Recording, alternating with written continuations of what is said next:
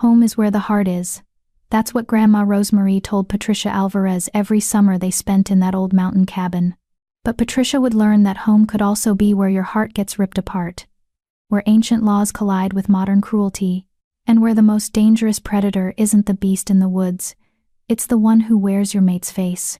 Patricia never asked to be the rejected Omega. She never asked to inherit a cabin on cursed land. And she certainly never asked to discover that her grandmother had been keeping secrets that would unravel everything Patricia thought she knew about pack law, bloodlines, and the thin line between love and possession. Some inheritances come with silver spoons. Patricia's came with silver bullets and a king who'd been waiting a very long time to collect what was stolen from him. Chapter 1. The Plain Daughter. The Silver Pine Pack didn't believe in coddling Omegas, and they especially didn't believe in coddling Patricia Alvarez. "Move faster, Patricia," Kitty McCullough snapped, her perfectly manicured nails drumming against the kitchen counter. "The Alpha's birthday celebration starts in 3 hours, and you haven't even finished the appetizers." Patricia kept her head down, her hands working methodically through the pile of vegetables that needed chopping. Sweat beaded on her forehead despite the cool autumn air drifting through the open window. The kitchen of the pack house was her prison, and Kitty Beta's daughter, future Luna, and Patricia's former childhood friend, was the warden who took particular pleasure in her duty. "Yes, Kitty," Patricia murmured, her voice barely audible over the sizzle of oil in the pan.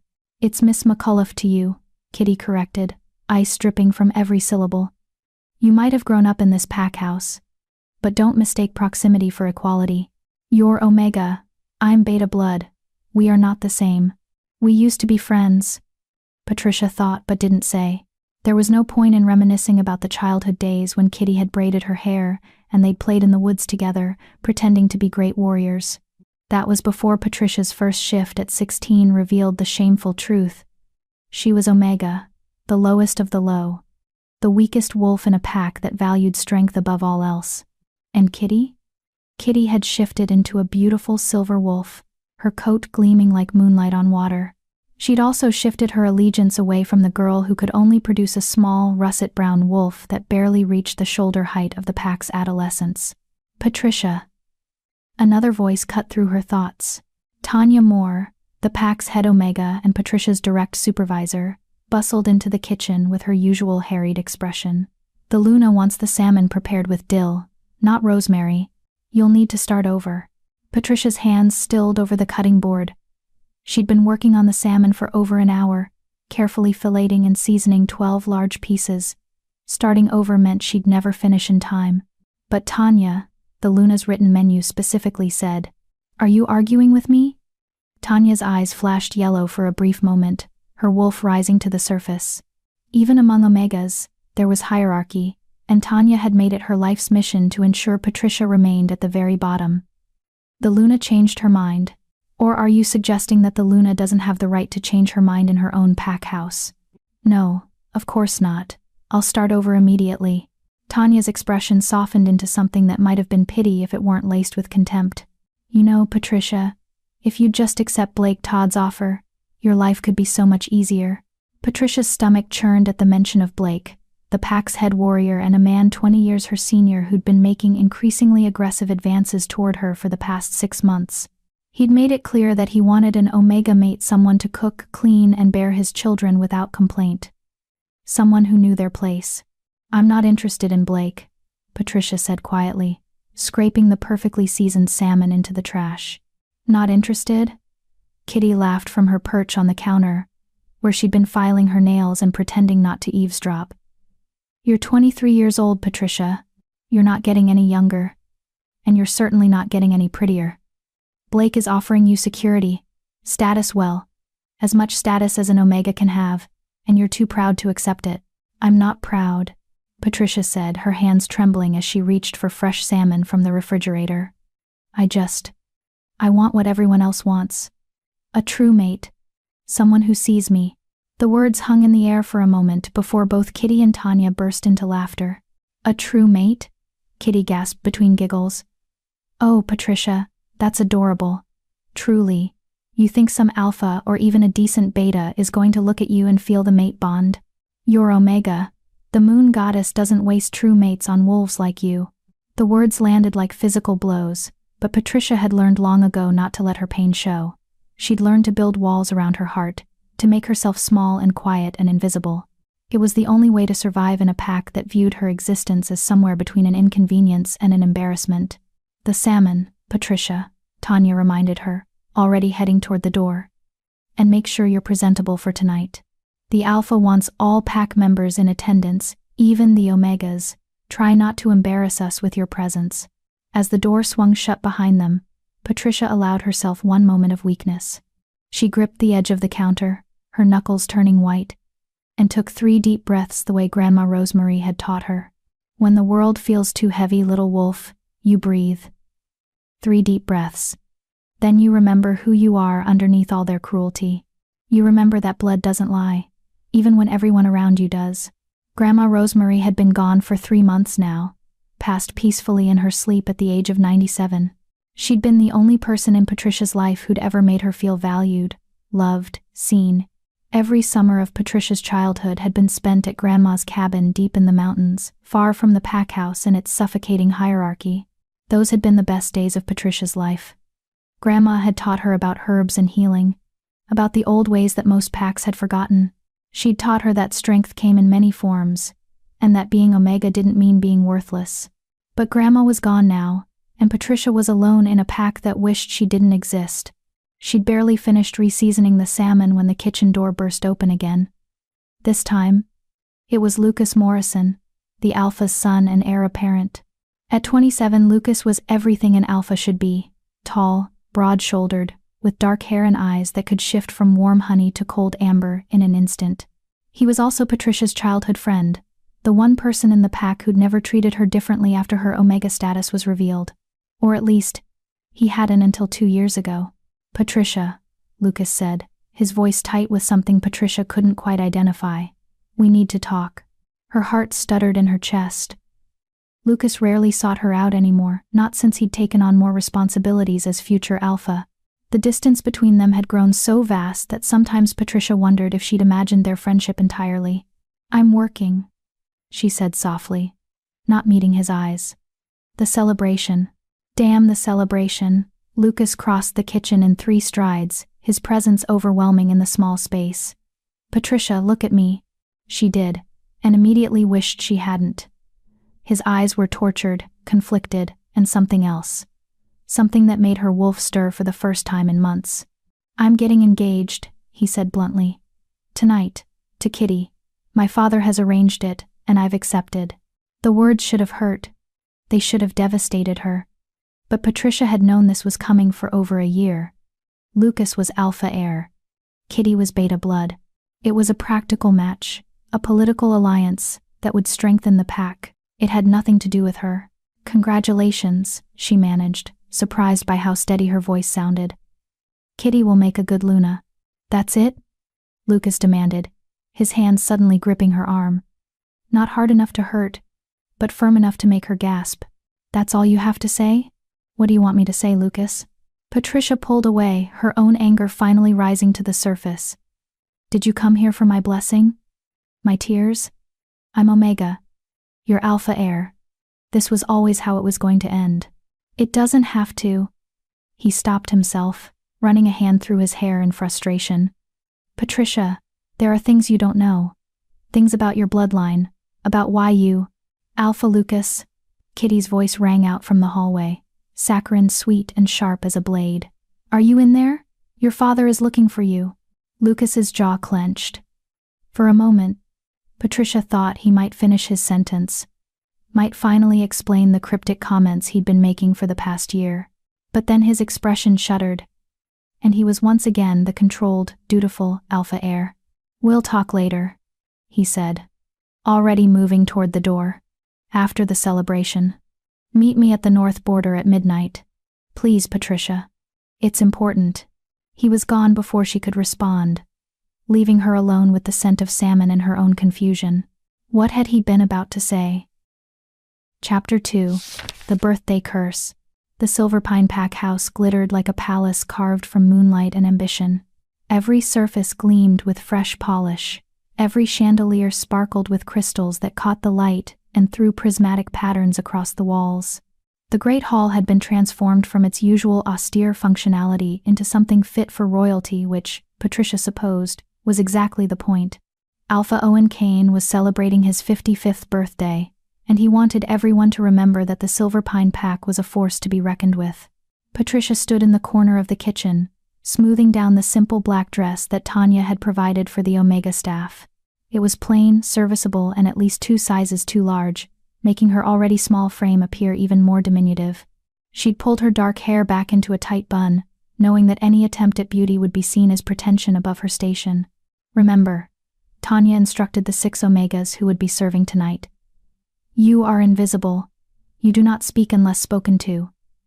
You do not make eye contact with anyone above your rank. You serve, you smile politely if acknowledged, and you disappear back into the kitchen. Is that understood? A chorus of, "Yes, Tanya," echoed through the kitchen. Good, Patricia, you'll be responsible for the main table. Try not to spill anything on the Alpha or his guests. Patricia's stomach dropped. The main table meant she'd be serving Alpha Owen, Luna Georgina, Lucas, Kitty, and whatever important visitors had been invited to this celebration. It was the highest visibility position, which meant the highest chance of making a mistake that would result in punishment. Of course, Tanya would give me this assignment, Patricia thought bitterly. She wants me to fail. The evening began smoothly enough. The guests arrived in waves, each more elegantly dressed than the last. Patricia recognized most of them alphas and high-ranking betas from neighboring packs, along with their mates and heirs. The great hall filled with laughter, conversation, and the complex dance of pack politics that Patricia had observed from the shadows her entire life. She moved through the crowd like a ghost, refilling wine glasses and replacing empty appetizer plates with fresh ones.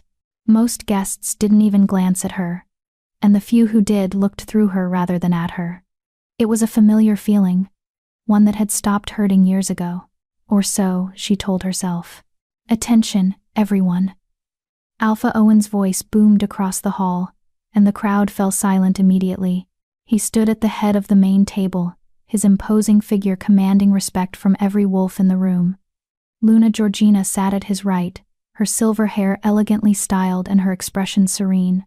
Lucas stood behind his father's chair, looking every inch the future Alpha in his tailored suit. Kitty stood beside Lucas, radiant in an emerald gown that probably cost more than Patricia earned in a year.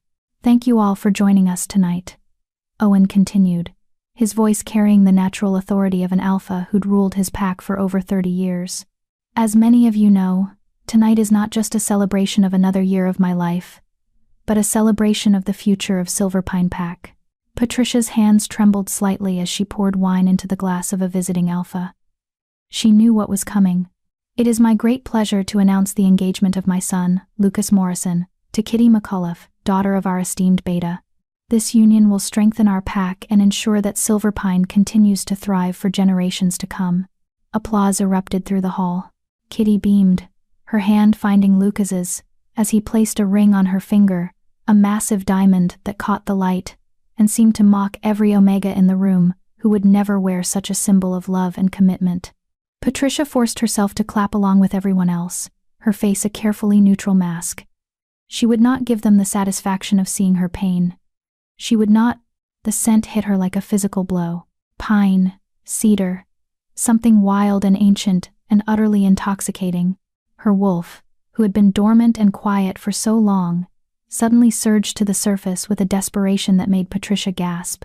The wine bottle slipped from her fingers, shattering against the marble floor in an explosion of red liquid and glass that seemed to echo like thunder in the suddenly silent hall. Every eye turned to her, but Patricia couldn't focus on their stares, couldn't process the humiliation of her mistake, because the scent was getting stronger, overwhelming her senses, and her wolf was screaming one word over and over. Mate, mate, mate. Her eyes found Lucas across the room, and she saw the exact moment when the bond snapped into place for him too. His face went pale, his body going rigid as the mate bond, the sacred, undeniable connection that the moon goddess herself forged between true mates, locked into place between them. No, Patricia thought desperately. No, this can't be happening. Not now. Not like this. Patricia, Lucas breathed, his voice carrying across the silent hall.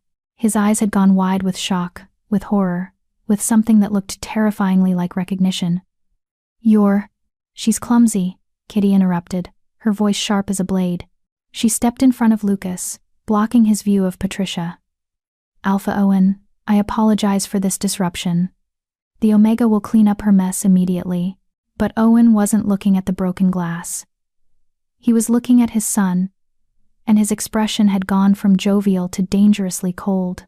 Lucas, said quietly, too quietly. What is the meaning of that look?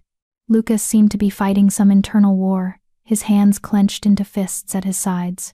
When he finally spoke, his voice was hollow. Nothing, father, just. Startled by the noise. Liar, Owen said. And the word carried the weight of absolute authority. I know what a mate bond looks like when it snaps into place. I'm asking you one more time. What is the meaning of that look? The hall had gone deathly silent. Every wolf present understood the gravity of what was happening. Mate bonds were sacred, absolute. They superseded all other commitments, all other arrangements. If Lucas and Patricia were true mates, then his engagement to Kitty was void, but that would never be allowed to stand. Not when the Omega in question was Patricia. Lucas started, then stopped. His eyes found Patricia's across the room, and she saw something break in them. She's nothing, father, just an Omega who caught me off guard. The words landed like silver bullets, each one tearing through Patricia's chest. Her wolf howled in anguish, feeling the rejection even before Lucas spoke the formal words. Lucas, no, Patricia whispered, tears streaming down her face. Please don't. Lucas Morrison, future alpha of Silverpine Pack, he said, his voice growing stronger even as his eyes reflected pure agony. Reject you, Patricia Alvarez, as my mate. I sever the bond between us by my own free will and by the authority granted to me by my bloodline. The pain was indescribable. It felt like someone had reached into Patricia's chest and torn out her heart while it was still beating. Her wolf screamed, thrashing against the rejection, fighting desperately to maintain the bond that was being ripped away. Patricia fell to her knees among the broken glass and spilled wine, her hands clutching at her chest as if she could somehow hold herself together. She could barely speak through the pain, but she had to say the words, had to complete the rejection before it killed her. I, Patricia Alvarez, accept your rejection. The bond snapped like a rope pulled too tight, and Patricia felt something fundamental inside her break. Her wolf whimpered once, then retreated so far into her consciousness that Patricia could barely sense her at all. Kitty's laughter cut through the stunned silence. Well, she said brightly, as if they'd just witnessed a minor social faux pas rather than a devastating rejection. Now that that's settled, shall we continue the celebration? I believe there's champagne waiting for a toast. The hall slowly came back to life, conversations resuming in hushed tones, as servers rushed forward to clean up the mess Patricia had made. But Patricia couldn't move. She knelt there among the broken glass, feeling the physical pain of the rejection burning through her veins like poison. Get her out of here, Owen commanded, his voice dripping with disgust. And someone inform the pack lawyer that we'll need to update our records. I want it documented that my son formally rejected his mate bond in front of witnesses. The last thing we need is any legal complications down the line. Strong hands gripped Patricia's arms, hauling her to her feet. She recognized Blake Todd's scent, felt his fingers digging into her skin hard enough to bruise. Come on, little Omega, Blake murmured in her ear, his breath hot against her neck. Let's get you somewhere you can't cause any more trouble. Though I have to say, this works out well for me. Now that you've been rejected by an alpha, maybe you'll finally see reason about my offer. Patricia tried to pull away, but her body felt like it was made of lead. The rejection had drained her of all strength, all will to fight. Blake dragged her out of the great hall, down the corridor, and into a small storage room that smelled of cleaning supplies and stale air. You stay here until the celebration's over, Blake ordered, shoving her inside. And Patricia? Think about what I said. You're damaged goods now. No one else is going to want you. But I'm willing to overlook your defects. All you have to do is say yes. The door slammed shut, and Patricia heard the lock click into place. She was alone in the darkness, her mate bond shattered, her wolf retreating into silence, and her body still burning with the agony of rejection. She slid down the wall until she was sitting on the cold floor, her arms wrapped around herself, and finally allowed herself to break completely. She cried for the childhood friendship she'd lost. She cried for the mate bond that had been severed before it could even properly form. She cried for the life she'd never have, the love she'd never experience, the future that had just been ripped away from her. But most of all, she cried because somewhere deep inside, she'd always known this was how it would end. Omegas didn't get happy endings. They didn't get true mates or epic love stories. They got locked in storage rooms while the pack celebrated without them. Hours passed. The sounds of the celebration eventually faded. Patricia's tears dried up, leaving her feeling hollow and numb. She was just starting to drift into an exhausted sleep when she heard voices outside the door. Completely inexcusable. A woman's voice said. Patricia recognized it as Tanya. The Alpha is furious. He wants her gone. Gone? Another voice. Male this time. One of the pack warriors. You mean expelled from the pack? Worse. He's invoking the old laws. She's to be declared rogue at dawn.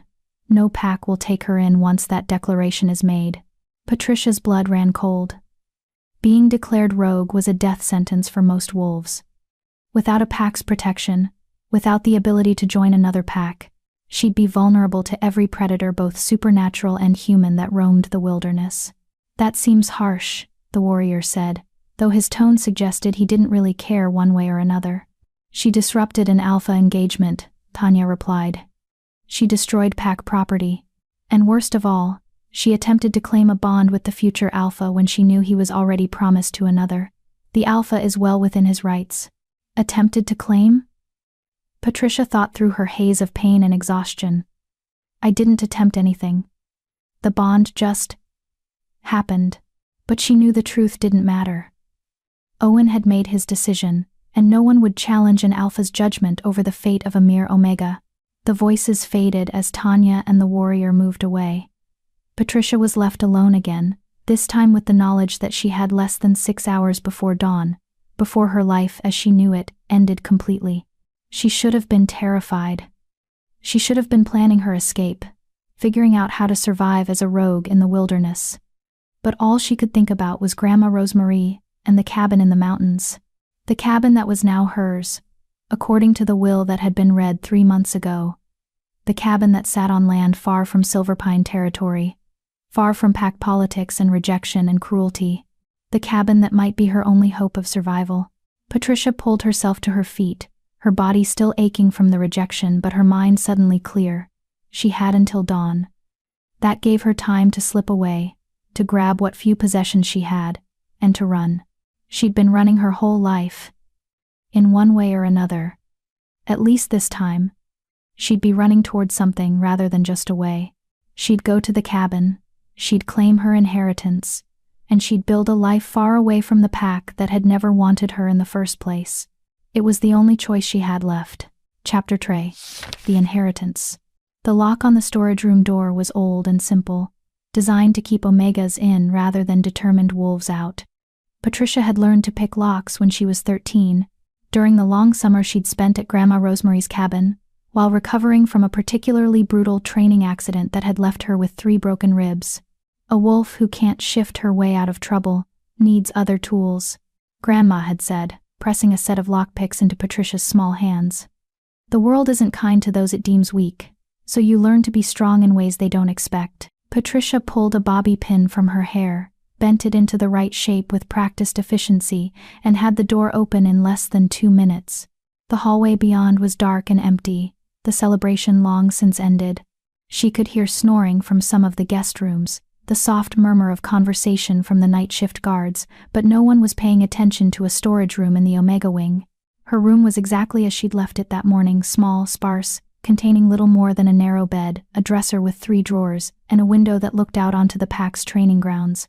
She'd lived here for 7 years, ever since her parents had died in a rogue attack when she was 16. The pack had taken her in out of obligation rather than compassion, and they'd made sure she understood the difference every single day. Patricia moved quickly, pulling a worn backpack from under her bed. She packed the essentials: 3 changes of clothes, a first aid kit, the envelope containing the deed to her grandmother's cabin, and the small wooden box that held the only jewelry she owned, a silver necklace with a wolf pendant that Grandma Rosemary had given her on her 18th birthday. She was reaching for her jacket when she heard footsteps in the hallway. Heavy, male, moving with purpose toward her room. Patricia's heart raced as she ducked into the narrow space between her dresser and the wall, making herself as small as possible. The door creaked open, and Lucas stepped inside, his face haggard in the dim light filtering through the window. "Patricia," he called softly. "I know you're here. Please, we need to talk." She wanted to stay hidden. She wanted to disappear into the shadows and never face him again. But her body betrayed her, a sharp intake of breath giving away her position. Lucas moved the dresser aside with one hand, revealing her crouched form. His eyes were red-rimmed, his hair disheveled, and he looked like he'd aged 10 years in the past few hours. "Thank God," he breathed, reaching for her. "Patricia, listen to me. You have to leave tonight. Right now." She pushed his hand away, the phantom pain of the rejection still burning in her chest. "Don't touch me," she said, her voice hoarse. "You made your choice very clear, Lucas. Or should I say Alpha Lucas?" He flinched as if she'd struck him. "You don't understand. My father, he's planning to declare you rogue at dawn, but that's not the worst of it." Lucas ran a hand through his hair, his agitation clear. "Patricia, there are things about your bloodline that you don't know. Things your grandmother kept hidden for your protection." "What are you talking about?" "The land where your grandmother's cabin sits," Lucas said urgently, glancing over his shoulder as if afraid they'd be overheard. "It's not neutral territory. It hasn't been for over 50 years. Patricia's blood ran cold. "What do you mean?" "Your grandmother's property sits on the edge of the Blood Moon territory. Do you know what that means?" "The Blood Moon pack disbanded decades ago," Patricia said, repeating the history every wolf pup learned. "After the Lycan king went into isolation, his pack scattered. That land has been unclaimed for—" "That's what we've all been told," Lucas interrupted. "But it's a lie. The Blood Moon territory never became neutral ground. It belongs to him, to the Lycan king, and he's been sleeping, for lack of a better word, hibernating in the mountains, while the world forgot about him. That's impossible. Lycans don't hibernate, and the Lycan king would be over 300 years old by now. He'd be dead. Lycans don't die like normal wolves, Patricia. They're older, stronger, more powerful than any alpha could ever hope to be. And this particular Lycan king has a very specific reason for staying hidden in those mountains." Lucas gripped her shoulders, forcing her to meet his eyes. "Your grandmother knew him. She had some kind of agreement with him, some bargain that allowed her to live on his land undisturbed. But with her death, that agreement is void." Patricia's mind raced. Grandma Rosemary had never mentioned anything about the Lycan king or ancient bargains. She'd just said the cabin was Patricia's birthright, that it had been in their family for generations. But Grandma had said other things too, Patricia realized. Things about bloodlines and old magic and the importance of staying true to who you are, even when the world tries to make you small. "Why are you telling me this?" Patricia demanded. "If you know the land is dangerous, why warn me at all? You rejected me. You chose Kitty and your father's approval over one." "I chose the pack," Lucas said, his voice breaking. "I chose 300 wolves who depend on me for protection over one mate who—" He stopped himself, shaking his head. "You don't understand the politics, Patricia. My father knew. He knew about our mate bond before tonight." The words hung in the air like poison. "What?" "He's known for 2 years," Lucas admitted, his voice barely above a whisper. "Since I turned 25 and started experiencing the early signs of the bond, he had a seer read my future, trying to determine who my mate would be so he could arrange an advantageous match. When she told him it was you, he forbade me from completing the bond. He said I had to reject you the moment the bond fully manifested." Patricia felt like she'd been punched in the stomach. 2 years, she repeated numbly. "You've known for 2 years that I was your mate, and you said nothing. You let me think. I was trying to find another way." Lucas's voice rose with desperation. "I was trying to convince my father, trying to find some loophole in pack law that would allow me to claim you without destroying my position as alpha heir. But tonight, When the bond snapped into place in front of everyone, I had no choice. If I'd accepted you, my father would have challenged me for the Alpha position. He would have killed me, Patricia. And then he would have had you declared rogue anyway. At least this way you're alive. Barely, Patricia said bitterly. She pulled away from his grip, shouldering her backpack. You should go, Lucas. Before someone sees you here and gets the wrong idea, wouldn't want to compromise your engagement to Kitty. Patricia, please. There were tears in his eyes now, actual tears streaming down the face of the future Alpha of Silverpine Pack. I know I don't deserve your forgiveness. I know I hurt you in ways that can never be repaired. But please, listen to me about the cabin. Don't go there. Go anywhere else. I'll give you money. I'll arrange passage to another territory, but don't go to that cabin. Why?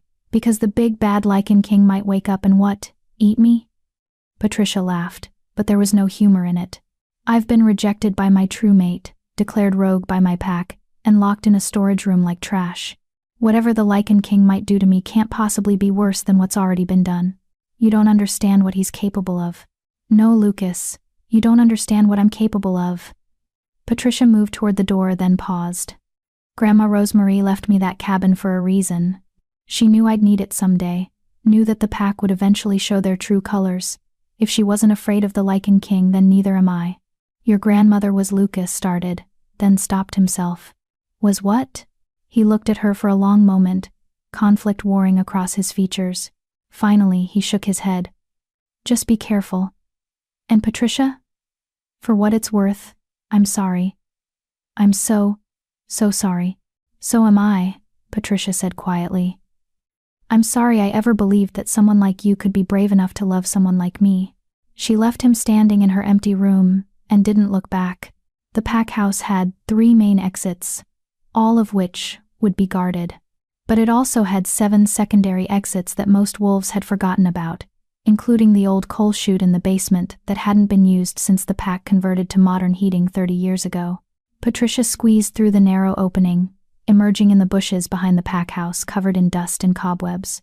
She allowed herself one moment to look back at the only home she'd known for the past 7 years, then turned toward the forest and ran. Her wolf was still too hurt, too withdrawn from the rejection to shift. So Patricia ran on human legs, her backpack bouncing against her shoulders, her breath coming in sharp gasps as she pushed herself faster than she'd ever run before.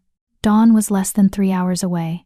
She needed to be far beyond Silverpine's borders before Owen declared her rogue, before the pack's trackers were sent to hunt her down. The forest flew by in a blur of shadows and moonlight. Patricia knew these woods intimately. She'd spent countless hours exploring them during her childhood, mapping out the safest routes and the hidden paths that most wolves overlooked. She used every bit of that knowledge now, moving through the underbrush like a ghost, leaving as little scent trail as possible. She was 2 miles from the border when she heard the howls behind her. They'd discovered her escape sooner than expected. And they were already hunting. Patricia pushed herself harder, her muscles screaming in protest. She could see the border markers now, the old oak tree with the silver pine crest carved into its trunk, the stream that separated their territory from the unclaimed wilderness beyond. The howls were getting closer. She burst through the underbrush and plunged into the icy stream, the water soaking her clothes and making her gasp with shock. But it would hide her scent, would buy her precious minutes while the trackers tried to figure out which direction she'd gone. Patricia dragged herself up the opposite bank and kept running. She was beyond the borders now, officially in unclaimed territory. But she wouldn't be safe until she reached her grandmother's land, until she could claim sanctuary in the cabin that was her birthright. If Lucas was right about the land belonging to the Lycan King, then crossing onto that property without permission was either the bravest or stupidest thing she'd ever done. But I don't have a choice, Patricia thought as she ran. I either risk the Lycan King's wrath or face certain death from my own pack. At least with the king, there's a chance he won't care about one Omega trespassing on his land. The sky was starting to lighten in the east when Patricia finally saw it, the small wooden cabin nestled in a clearing, smoke curling from the chimney as if someone had just stoked the fire. But that was impossible. Grandma Rosemary had been dead for 3 months. No one had been to the cabin since. Patricia slowed to a walk, her instincts screaming warnings. Something was wrong. Something about the way the morning mist clung to the ground, about the absolute silence of the forest around her, about the way her wolf suddenly stirred for the first time since the rejection. She was 10 feet from the cabin door when she felt it, a presence so powerful, so ancient, that it made the air itself feel heavy. Her wolf whimpered and pressed against her consciousness, torn between terror and something else, something that felt terrifyingly like recognition. The cabin door opened, and Patricia Alvarez came face to face with the Lycan king.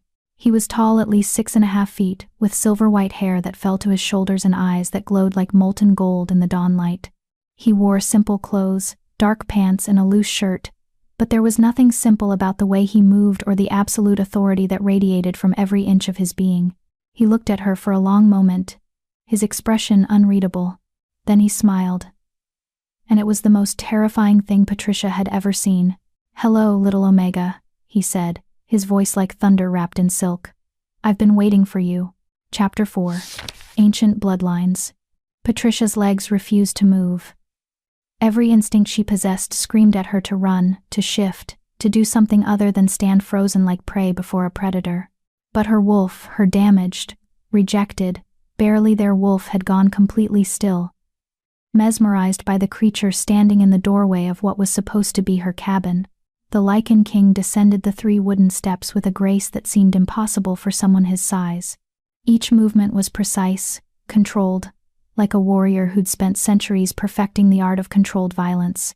"You're trembling," he observed, tilting his head slightly. "Is it fear or cold? You're soaked through." Patricia found her voice, though it came out shakier than she would have liked. "Who are you? What are you doing in my grandmother's cabin?" "Your grandmother's cabin?" One silver eyebrow arched. "Interesting. And here I thought it was my cabin, on my land, in my territory." He took a step closer, and Patricia instinctively took a step back. "But I suppose Rosemary never did explain the full truth to you, did she? You knew my grandmother? Knew her?" The Lycan king laughed, and the sound rolled through the clearing like distant thunder.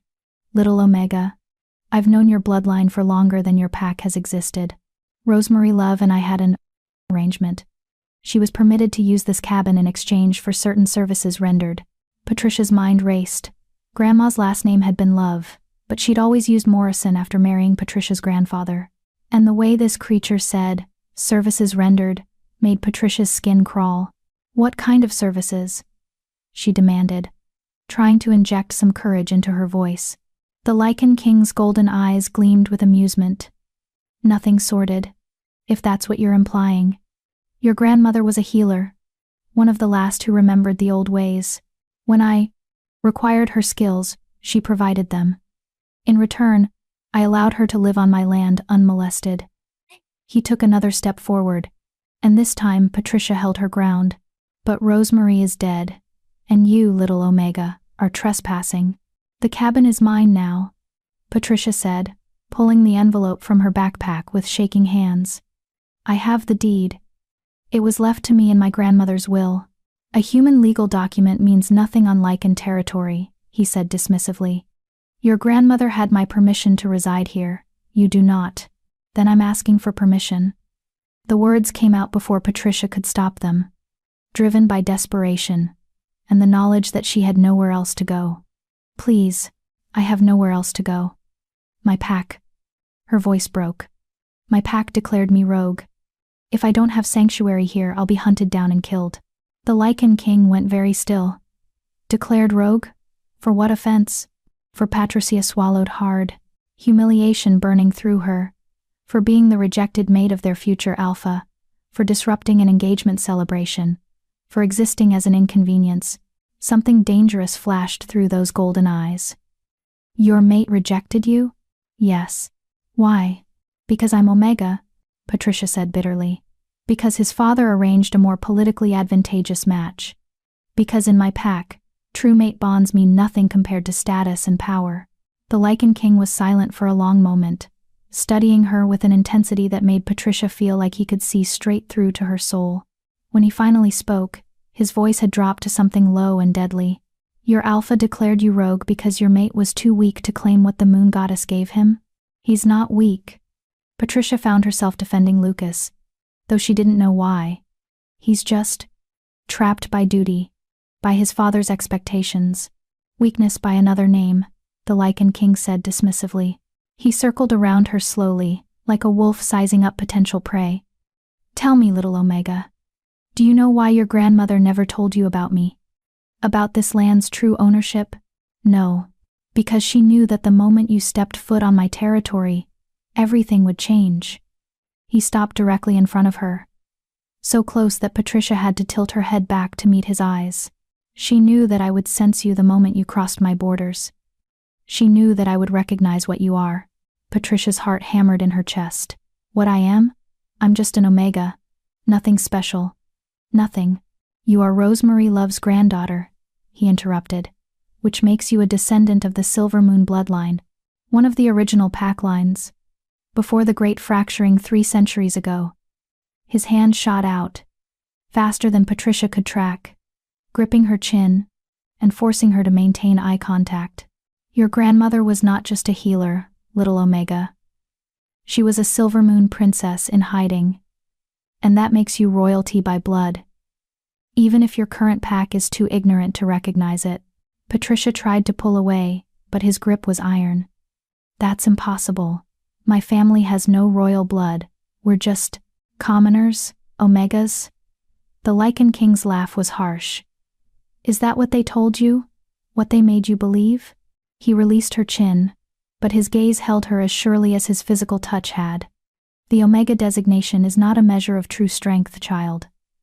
It's a measure of submission to pack hierarchy, and your bloodline has never been good at submission. I don't understand. Of course you don't, because your pack has spent your entire life making you small, making you weak, making you believe that your worth is determined by their opinion of you. He turned away, walking back toward the cabin. But here, on my territory, their opinions mean nothing. Here, there is only one authority, and it is mine. Patricia watched him climb the steps, confusion and exhaustion making her dizzy. What are you saying? Are you giving me permission to stay or not? The Lycan King paused at the door, looking back over his shoulder. I'm saying that you may stay in this cabin temporarily, while we determine what to do with you.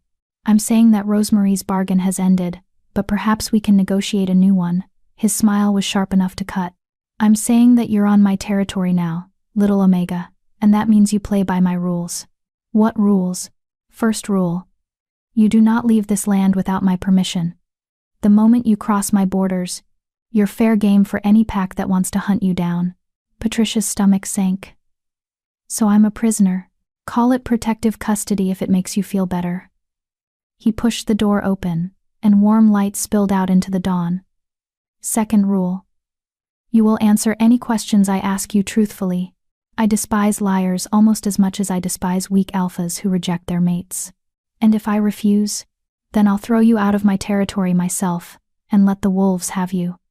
His golden eyes gleamed. Your choice, little Omega. Prison, or death. Which do you prefer? It wasn't a choice at all, and they both knew it. Patricia squared her shoulders, trying to maintain what little dignity she had left. I'll stay. And I'll answer your questions. But I have conditions of my own. The Lycan King's eyebrows rose. Do you now? How bold of you, making demands when you have no leverage whatsoever. I want to be able to move freely within your territory, Patricia said, her voice stronger now. I want access to the cabin and the surrounding forest. And I want you to promise that you won't hurt me. I make no promises about not hurting you, he said bluntly. Pain is sometimes necessary for growth. But I will promise not to kill you or cause you permanent harm without just cause. As for moving freely within my territory, he considered this for a moment. You may have access to the cabin and the immediate forest surrounding it, but there are places on this land that are forbidden to all but myself. Cross those boundaries, and our bargain is void. How will I know where the boundaries are? You'll feel them, he said simply. The land will warn you when you're approaching somewhere you shouldn't be. If you're wise, you'll listen to those warnings. Patricia nodded slowly, exhaustion finally catching up with her. The adrenaline that had carried her through the night was fading, leaving behind bone-deep weariness and the persistent ache of the rejected mate bond. Good, the Lycan King said. Now get inside before you collapse. You look half dead, and I need you conscious for the conversation we're about to have. Can it wait? Patricia asked weakly. I've been running all night. I just need a few hours to sleep. No. The word was absolute, brooking no argument. The questions I have cannot wait. Inside. Now. Patricia climbed the steps on shaking legs, brushing past the Lycan king to enter the cabin. It looked exactly as she remembered from her childhood visits: the worn leather sofa near the fireplace, the small kitchen with its cast-iron stove, the wooden table where she and Grandma Rosemary had shared countless meals. But there were new additions too, books scattered across the table, some of them so old that the leather bindings were cracked and faded. A map spread across one wall, marked with symbols Patricia didn't recognize. And in the corner, a massive four-poster bed that definitely hadn't been there during her grandmother's time. You've been living here, Patricia realized. Since my grandmother died. You moved into her cabin. My cabin. He corrected. And yes, Rosemary's death created certain complications. I needed to be closer to this location. While I sorted them out. What complications? The Lycan king closed the door behind them, and Patricia heard the distinct click of a lock. She tensed, suddenly very aware that she was alone in a cabin with a predator who could probably kill her without breaking a sweat. Sit, he commanded, gesturing to the sofa. And prepare yourself, little Omega. The story I'm about to tell you will change everything you think you know about your grandmother, your bloodline, and why you were really declared rogue. Patricia sat, her wet clothes soaking into the leather. She hugged her backpack to her chest like a shield and waited. The Lycan king remained standing, his back to the fire, his face cast in shadows. When he finally spoke, his voice carried the weight of centuries. 300 years ago, there were 5 great packs that ruled over all wolfkind. The Blood Moon, the Silver Moon, the Darkwood, the Stonefang, and the Nightshade. Each pack had its own territory, its own traditions, its own strength, and each pack was ruled by Lycan beings of pure power, blessed by the moon goddess herself to lead and protect. Patricia had heard this story before, in the fragmentary histories that pack elders sometimes shared with pups. But she'd always thought it was mythology, legend rather than fact. The Silver Moon pack was known for its healers, the Lycan king continued. They possessed magic in their blood, the ability to mend not just physical wounds but spiritual ones. Your grandmother was the last pure-blooded Silver Moon healer. And she was supposed to be mine. Patricia's eyes widened. What? We were betrothed, he said flatly. An alliance arranged by our respective packs to unite the Blood Moon and Silver Moon lines. Rosemary was to be my queen, and together we would have ruled over the largest territory the wolfkind had ever known. But she didn't, Patricia whispered. She married my grandfather instead. A Morrison. A wolf from Silverpine Pack. Yes. The single word dripped with old anger. She ran away on the eve of our bonding ceremony, disappeared into the human world, changed her name, married a common wolf who didn't even know what she truly was. And when I finally found her, decades later, she begged me for sanctuary. For herself, for her family. The Lycan king's jaw clenched. She told me she'd had a vision, that the Silver Moon bloodline was being hunted by something dark and ancient. She said her daughter, your mother, had already been marked for death, and that she needed my protection to keep you safe. Patricia felt tears burning behind her eyes. My mother died when I was 16. Rogue attack, they said. There was no rogue attack, the Lycan king said quietly. Your mother was assassinated, and I failed to protect her because I was too focused on my own anger, my own resentment toward Rosemary for the choice she'd made all those years ago. The cabin fell silent except for the crackling of the fire. Patricia tried to process what she was being told, tried to make sense of how her entire life had apparently been built on lies and hidden histories. Why are you telling me this? She finally asked. The Lycan king moved closer, crouching down so they were at eye level. His golden eyes seemed to see straight through her defenses, through the walls she'd built to protect herself from more pain. Because you're in danger, little Omega. Real danger. And you need to understand what's at stake. His hand reached out, brushing a strand of wet hair from her face, in a gesture that was almost gentle. Your rejection tonight. It wasn't random. It wasn't just politics. Someone wanted you vulnerable, wanted you cast out from your pack's protection. Who? That, he said grimly. is what we're going to find out together. Chapter 5, Breaking Chains. Patricia stared at the Lycan king, her mind struggling to reconcile what he was telling her with everything she'd been taught about her family, her history, her place in the world.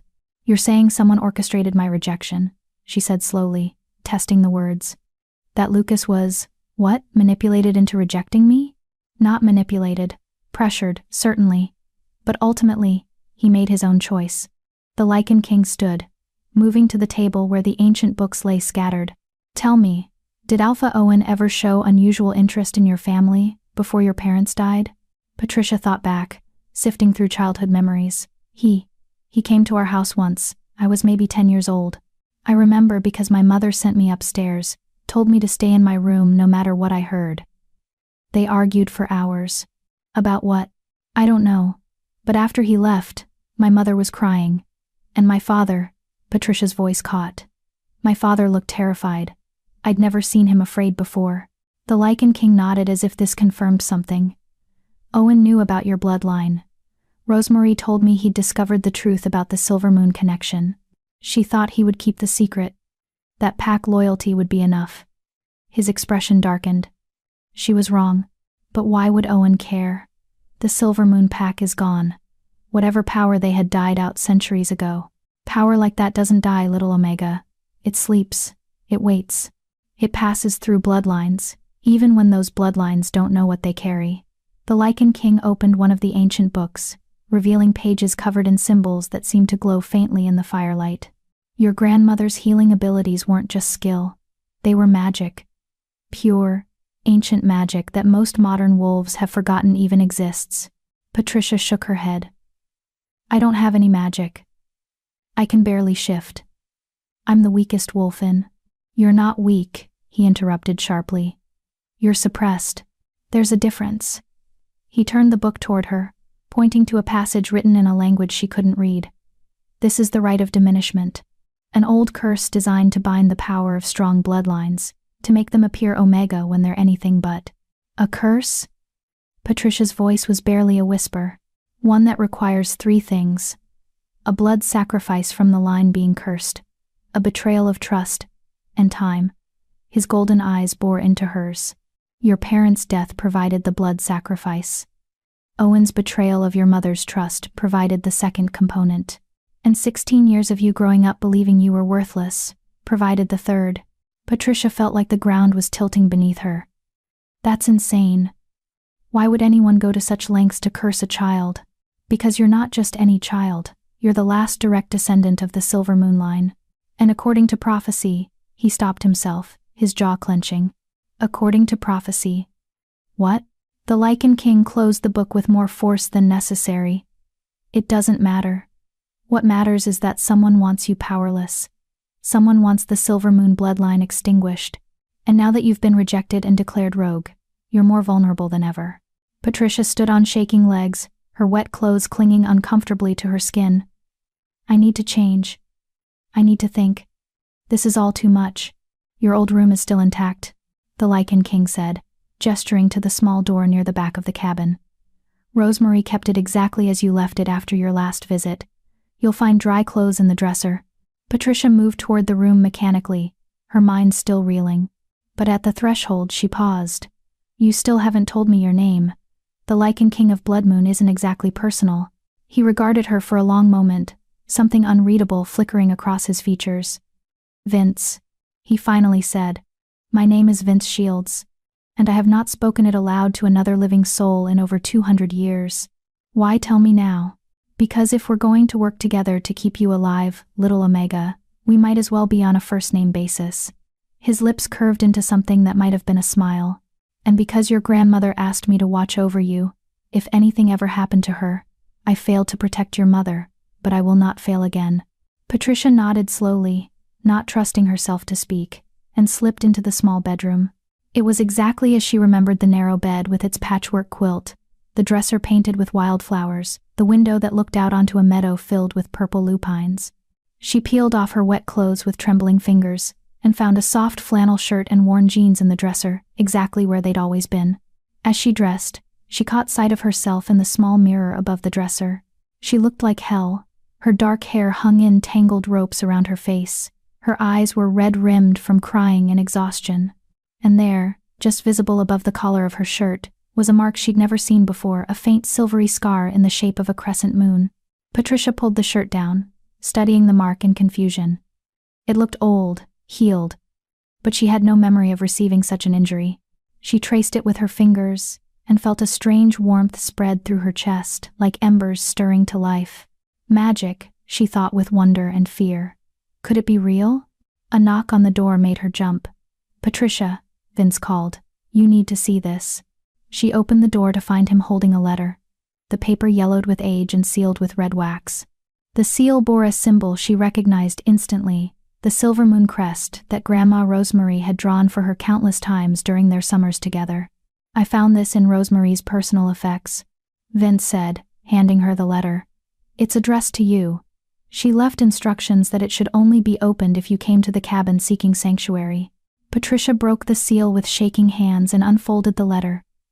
Her grandmother's elegant script filled the page, and just seeing those familiar loops and curves made tears well up in her eyes. "My dearest Patricia, if you're reading this, then the worst has happened. You've been rejected, cast out, made to feel worthless by wolves who cannot see your true value. My heart breaks knowing the pain you must be feeling, but I need you to understand that none of this is your fault. The curse placed upon you was meant to keep you safe, to hide you from those who would use your power for their own ends. I thought if you appeared weak, if you seemed omega in every way, you would be overlooked, ignored, allowed to live a quiet life away from the politics and bloodshed that destroyed our family. I was wrong. By trying to protect you, I only made you vulnerable, and now I must ask you to do something terrifying. I must ask you to trust Vince Shields. I know what I told you about Lycans, about how dangerous they are. But Vince is different. He is bound by honor in ways that modern wolves have forgotten. And more importantly, he owes me a debt that can only be repaid by keeping you safe. There are things about your bloodline that I never told you. Secrets about the silver moon magic and what it truly means to carry that power. Vince knows these secrets.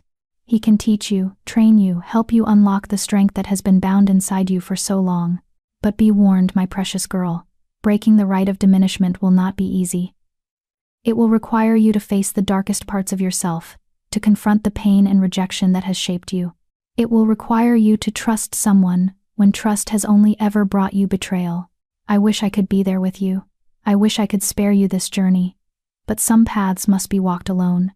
Know that I loved you. Know that your mother loved you. And know that the power sleeping inside you is not something to fear, but something to embrace. You are Silver Moon. You are royal blood. And it's time the world remembered what that means. With all my love, Grandmother Rosemary. P.S. Don't let Vince intimidate you too much.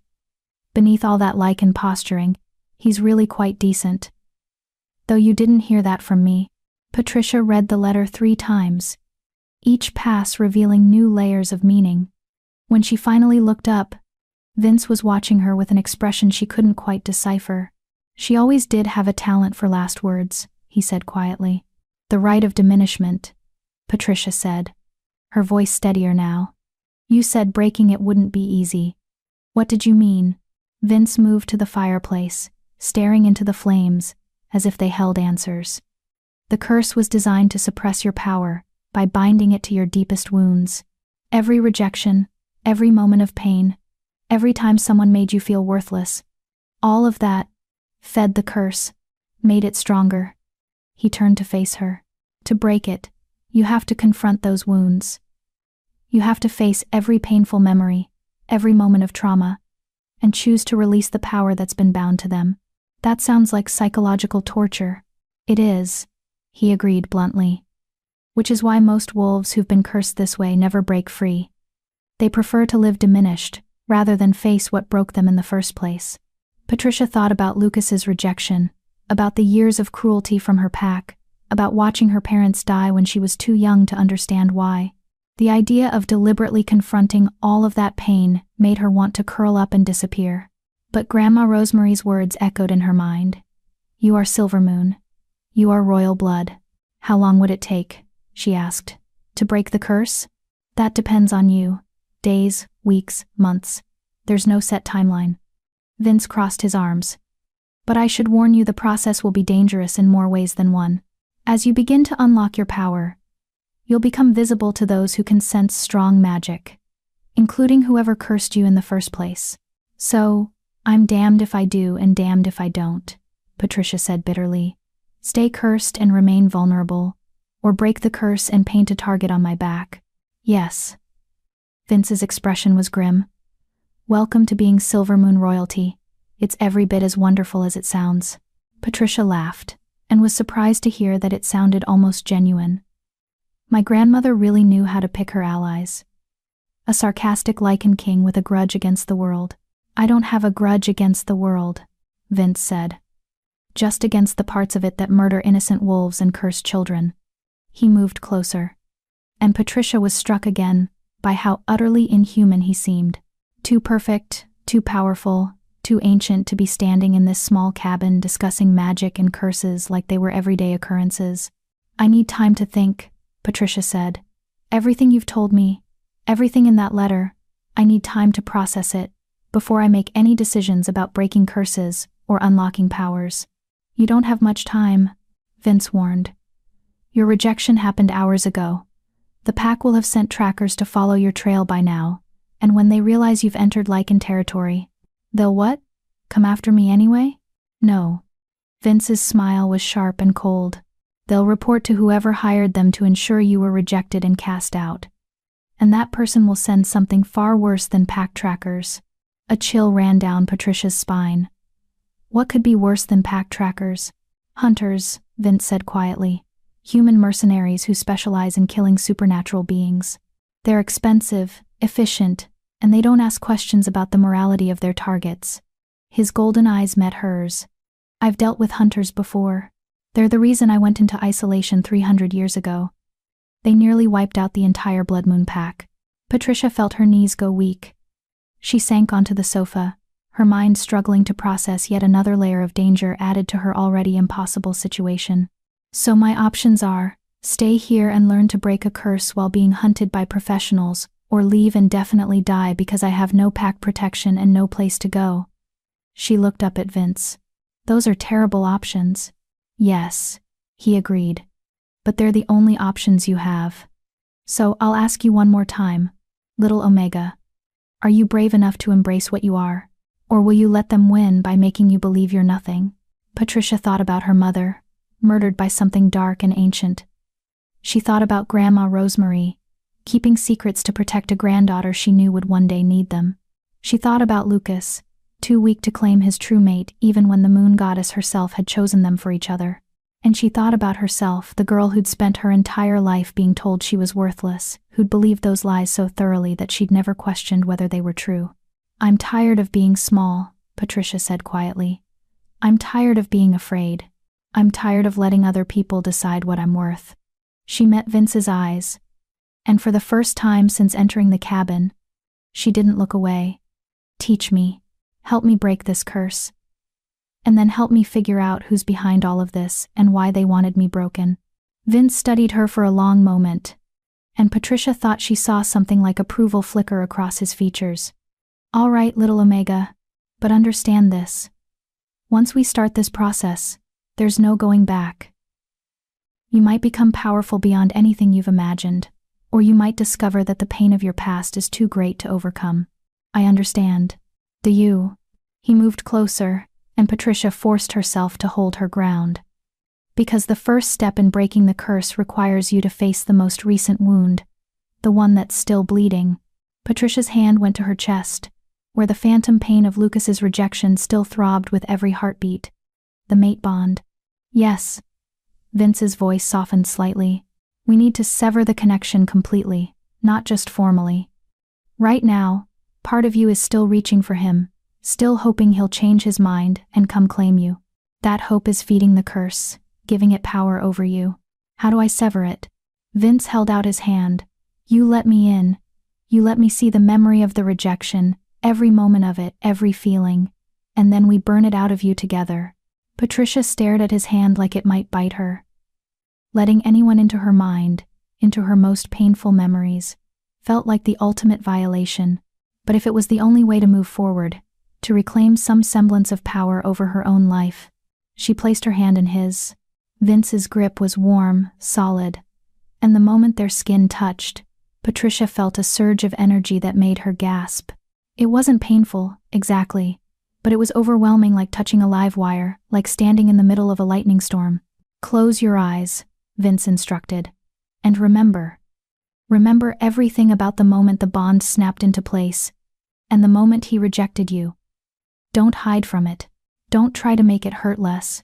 Just remember." Patricia closed her eyes and let herself fall backward into the memory she'd been desperately trying to forget. The scent of pine and cedar. The moment of perfect recognition.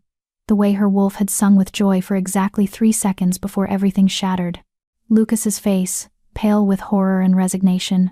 "I, Lucas Morrison, future Alpha of Silverpine Pack, reject you, Patricia Alvarez, as my mate." The pain lancing through her chest, worse than any physical injury. Her wolf's anguished howl, echoing through her consciousness. The sound of the wine glass breaking against marble, the laughter of the crowd, the feeling of being utterly, completely alone. "Enough," Vince's voice cut through the memory. "Now look at me, Patricia. Open your eyes and look at me." She did, and gasped. Vince's eyes were glowing brighter than before, pure molten gold, and his hand where it gripped hers was almost painfully hot. "I'm going to burn out that bond," he said, his voice taking on a resonance that seemed to come from somewhere deep and primal. "It's going to hurt, but when it's done, you'll be free of him. Completely free. Do you consent?" Patricia's heart hammered, but she thought of Lucas standing in her room, crying because he'd been too weak to choose her. She thought of the next 20 years, feeling this phantom ache every time she thought of him. "I consent," she whispered. Vince's power slammed into her like a tidal wave. Patricia screamed. Chapter 6. The Burning. The pain was unlike anything Patricia had ever experienced. It felt as though Vince had reached into her chest and grabbed the remnants of the mate bond with his bare hands, pulling at threads that had been woven into her very soul.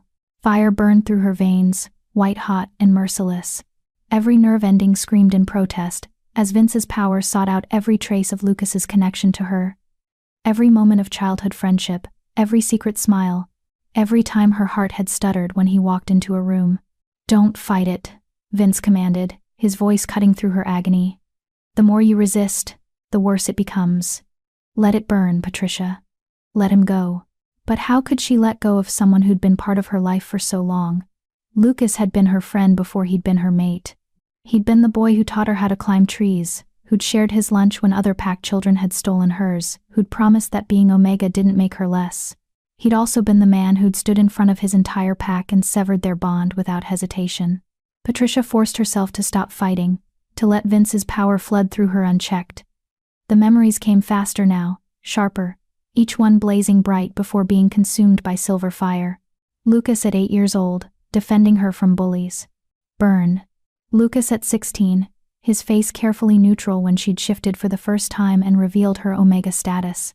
Burn. Lucas at 25, avoiding her eyes in the hallways of the pack house, the distance between them growing with each passing day. Burn. Lucas tonight, his voice breaking as he rejected the bond the moon goddess had forged between them. Burn. The fire consumed everything, leaving behind only ash and emptiness. Patricia felt the phantom pain in her chest flare one final time, bright and terrible, and then it was gone, completely gone. The constant ache that had been her companion since the rejection vanished, like it had never existed at all. She collapsed forward, and Vince caught her, lowering her gently to the floor. Patricia gasped for breath, her entire body trembling with exhaustion and shock. "It's done," Vince said quietly. "The bond is severed completely. How do you feel?" Patricia took inventory of herself, searching for the pain that had defined the past few hours. There was nothing, no ache, no longing, no phantom pull toward a mate who'd rejected her. Just emptiness. And something else. Something that felt like the first stirrings of freedom. "I feel hollow," she admitted, her voice hoarse. "But also lighter. Is that normal?" "Yes." Vince helped her back onto the sofa, then moved to the kitchen. She heard water running, and a moment later he pressed a cool glass into her hands. "Drink." The burning takes a toll on the body. Patricia drank gratefully, the water soothing her raw throat. How many more times do we have to do that? That depends on how many wounds the curse is feeding on. Vince settled into the chair across from her, his golden eyes still glowing faintly. The mate rejection was the most recent, which made it the easiest to access. The older wounds are buried deeper. They'll require more work to uncover and burn out. Define more work. Meditation. Memory exploration. Possibly some rituals that your grandmother would have known, but that I'll need to reconstruct from ancient texts. He gestured to the books scattered across the table. This isn't something we can rush, Patricia. Each wound needs to be addressed properly, or the curse will simply reform around the remaining pain. Patricia set down the empty glass, her hands still shaking slightly. How long do we have before whoever cursed me realizes I'm trying to break it? Hard to say. The curse was designed to be subtle, to hide in plain sight. But as you begin to unlock your power, you'll start to emit a different energy signature. Anyone sensitive to magic will be able to sense the change. Vince's expression darkened. Which is why we need to prepare you for what's coming. You mean the hunters? Among other things. He stood, moving to the map on the wall. Patricia could see now that it wasn't just a normal territorial map. It was covered in symbols, markings, and lines that seemed to pulse with faint light. This is my territory. 300 square miles of mountain forest, all of it protected by wards I set centuries ago. Nothing crosses these boundaries without my knowledge. Patricia joined him at the map, studying the intricate markings. Nothing supernatural, Vince clarified. Humans can pass through if they're determined enough. It's one of the weaknesses of old magic. It has trouble recognizing threats that don't register as supernatural beings. He pointed to a series of red marks clustered near what Patricia assumed was the southern Avar border. These are the locations where hunters have tried to breach my territory in the past. Most turned back when they felt the wards pushing against them. A few were persistent. What happened to them? Vince's smile was cold. Let's just say they're part of the forest now. Patricia shivered, suddenly very aware that the being standing next to her had killed before and would do so again without hesitation. And you think hunters will come for me? I know they will. The question is when. He turned to face her fully. Which is why you need to learn to defend yourself. Your Omega training has made you think you're weak, made you believe your only option in a fight is to submit or run. We need to break that conditioning. I've never been much of a fighter, Patricia admitted. My wolf is small, not very strong. Your wolf is cursed, Vince interrupted. Once we break the rite of diminishment, your true wolf will emerge. And I guarantee she won't be small or weak. He studied her for a moment. But even before that happens, you need to learn the basics. Hand-to-hand combat. Strategy. How to use your environment to your advantage. You want to train me. I want to ensure you survive. Vince's voice was firm. Rosemary asked me to protect you, and I will. But I can't be with you every moment. You need to be able to protect yourself. Patricia thought about all the years she'd spent making herself small, avoiding conflict, accepting abuse because fighting back only made things worse. The idea of learning to fight, to defend herself, to be something other than a victim. When do we start? She asked. Vince's smile was approving. We start now. Follow me. He led her outside, into the clearing behind the cabin. The sun had fully risen now, casting golden light across the meadow of purple lupines. The forest around them was alive with birdsong and the rustle of wind through pine branches. It was beautiful, peaceful, completely at odds with what they were about to do. First lesson, Vince said, moving to the center of the clearing. Forget everything your pack taught you about Omegas being submissive. That mentality will get you killed. In a real fight, there are no rules, no hierarchy, no concept of showing your throat and hoping your opponent shows mercy. My pack never actually taught me to fight, Patricia admitted. Omegas weren't allowed in combat training. Vince's jaw clenched. Of course they weren't. Heaven forbid the weak ones learn to defend themselves. He shook his head. All right, we'll start from the very beginning. Show me your stance. Patricia tried to remember the fighting stances she'd observed during pack training sessions. She spread her feet shoulder-width apart, raised her fists near her face, and tried to look intimidating. Vince circled her slowly, his expression critical. Too rigid. You're standing like someone who's afraid of being hit. That fear will make you slow. He stopped in front of her. Attack me. What? Attack me. Try to hit me. Punch, kick, whatever feels natural. I need to see how you move when you're trying to hurt someone. Patricia hesitated. The idea of attacking a Lycan king seemed insane. I'll just embarrass myself. Probably, Vince agreed. But that's the point. You need to fail so you can learn. Now attack me, or I'll make you regret wasting my time. Something in his tone sparked anger in Patricia's chest, a hot, bright feeling she hadn't let herself experience in years. She'd been so focused on being small, on not making waves, that she'd forgotten what it felt like to be genuinely angry. She swung at him. It was a clumsy punch, poorly aimed and telegraphed from a mile away. Vince sidestepped it easily, caught her wrist, and used her own momentum to flip her onto her back. Patricia hit the ground hard enough to knock the wind out of her lungs. Pathetic, Vince said, though his tone wasn't cruel. You're not even trying to hurt me. You're going through the motions because I told you to. But there's no real intent behind it. He offered his hand to help her up. Again. And this time remember every person who ever hurt you. Every moment of pain, every rejection, every time someone made you feel worthless. Channel that into your attack. Patricia took his hand and let him pull her to her feet. She thought about Kitty's cruelty, about Blake's unwanted advances, about Owen's casual dismissal of her existence. She thought about Lucas, crying in her room while refusing to actually fight for what they could have had. She thought about being locked in a storage room like garbage. This time, when she attacked, there was real force behind it. Vince still blocked her easily, but she felt the shift in his stance. The slight adjustment he had to make to deflect her blow. Better, he said. You're angry now. Good. Anger is fuel. But you need to channel it properly, or you'll just burn yourself out.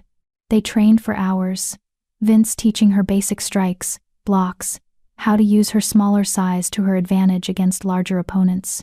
Patricia fell more times than she could count, her body accumulating bruises that would probably hurt worse tomorrow. But she also landed her first real hit, a kick to Vince's knee that actually made him stumble. Excellent, he said, and Patricia felt a warm surge of pride at the approval in his voice.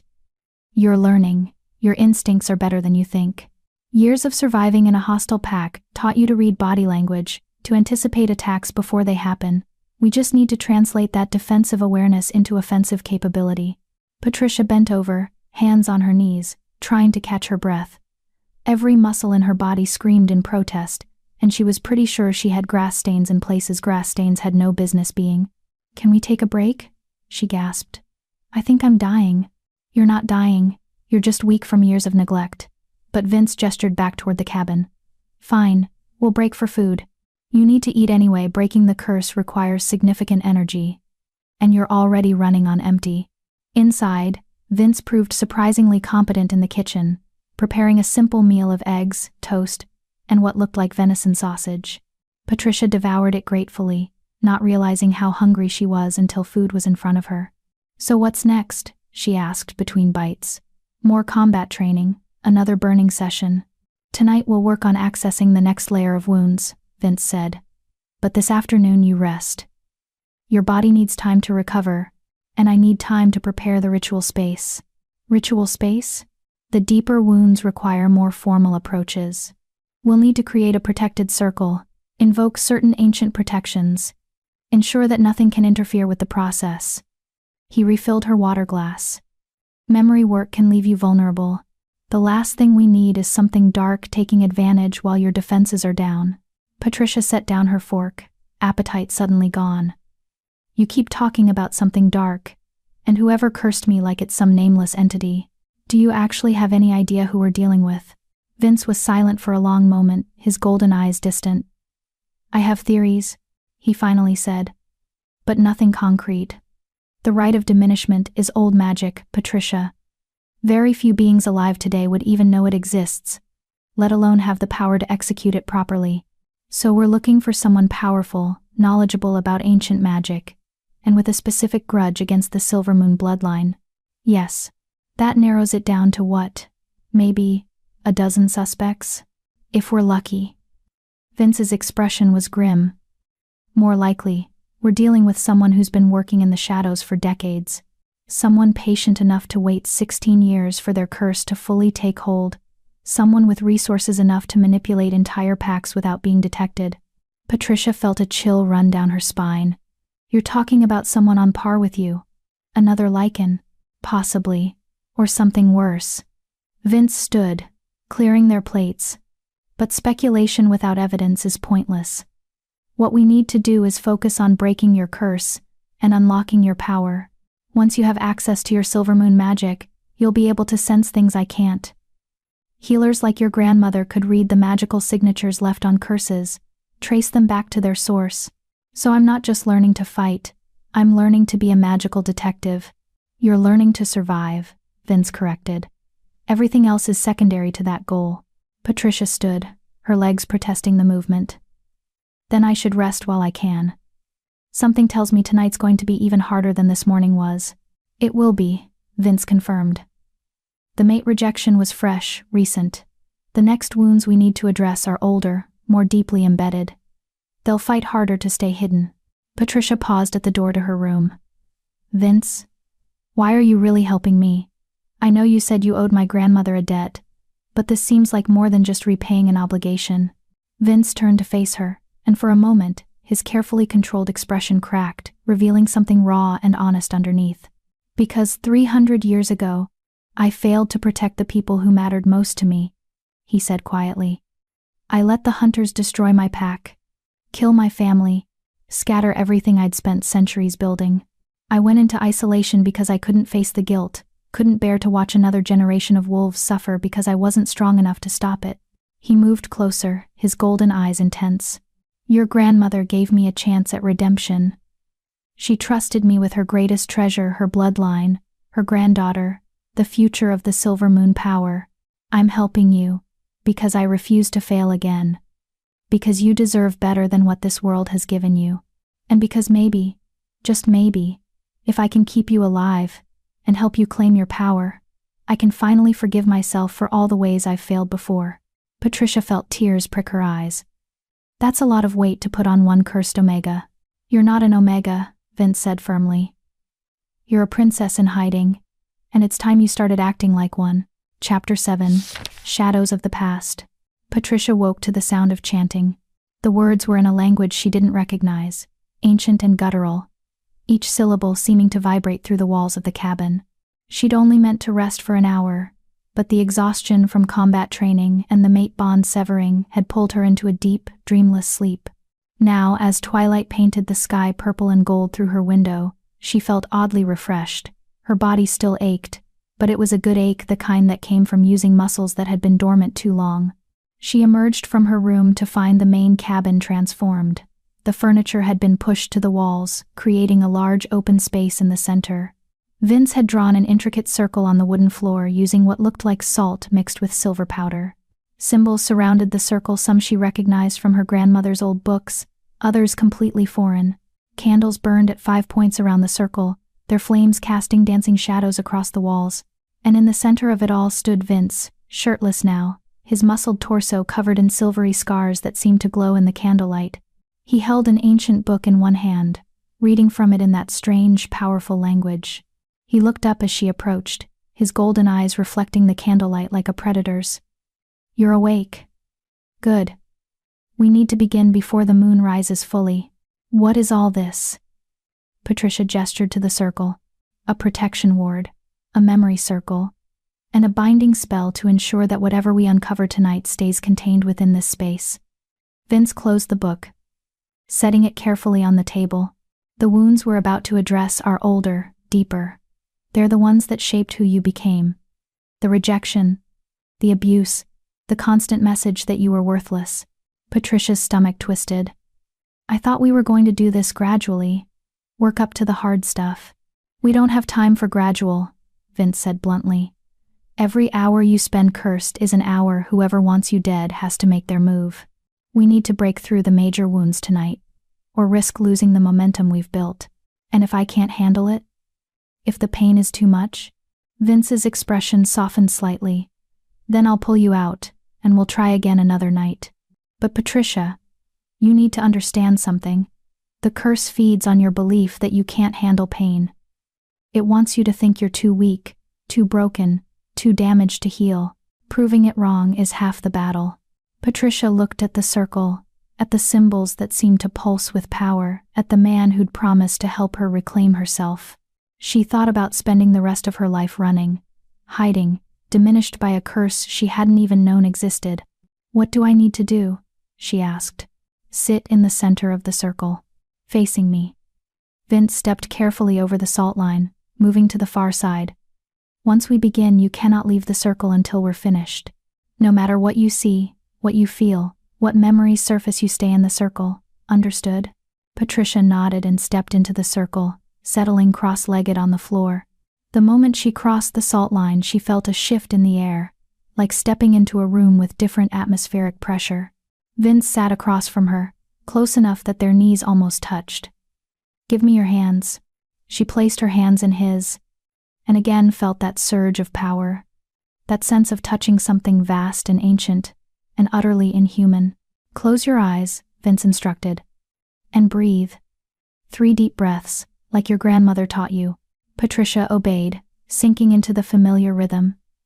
With each breath, she felt herself settling deeper into her own consciousness, becoming aware of the wounds Vince had mentioned. They were there, buried under years of survival instincts and protective walls, pockets of pain she'd never properly addressed, because she'd been too busy just trying to survive each day. I'm going to guide you back. Vince's voice came from very far away. Back to the moments that shaped your belief that you were worthless. We're going to revisit them, not to relive the pain, but to show your younger self the truth, to give her the knowledge she needed to fight back. I don't understand. You will. Now let yourself fall backward, into the first memory, the one that taught you that you weren't enough. Patricia felt herself falling, tumbling through time and consciousness, until she landed in a memory so vivid it felt like she was actually there again. She was 10 years old, standing in the pack house kitchen while her mother worked. The smell of fresh bread filled the air, and sunlight streamed through the windows, painting everything gold. Alpha Owen stood in the doorway, his face hard with anger.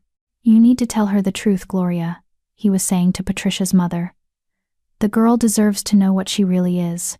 She's a child, Gloria Moses replied, her voice strained. She deserves to have a childhood before the weight of our bloodline crushes her. Your bloodline is a curse on this pack. Owen spat. Rosemary should have stayed where she belonged, should have fulfilled her duty to the Lycan king instead of running away to play house with a common wolf. Now we're stuck with the consequences of her cowardice. Young Patricia had been hiding behind the pantry door, listening to words she didn't fully understand, but she understood the anger in Owen's voice, understood that somehow, she was the problem. If it were up to me, I'd turn all 3 of you out of this pack, Owen continued. But your husband is too useful to lose, and I'm not heartless enough to send a child into the wilderness. Yet, Owen, please. Just keep her ignorant, the Alpha interrupted. Keep her small and weak in Omega, and maybe the curse will pass over this pack entirely. But if I ever sense that she's developing her mother's gifts, if I ever catch even a hint of Silver Moon magic from that child, I'll declare you all rogue without hesitation. The memory shifted, and Patricia was suddenly 6 years older, 16, standing in a forest clearing with the other adolescent wolves during their first shift ceremony. She could feel the terror of that moment, the way her body had fought against the transformation. She'd been the last to shift, and when her wolf finally emerged, it had been small, russet brown, unremarkable in every way. The disappointment on her father's face had been crushing. The disgust on Owen's face had been worse.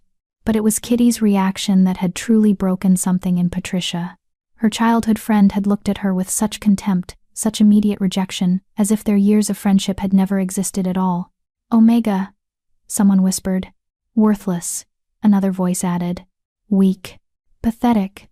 The words had built on each other, a chorus of condemnation that had followed Patricia for the next 7 years. Stop. Vince's voice cut through the memory. Look at me, Patricia. Look at me now. She turned, and somehow Vince was there in the memory with her, his adult form standing beside her 16-year-old self. Do you see it? He asked, pointing to her younger self's wolf form. Look closer.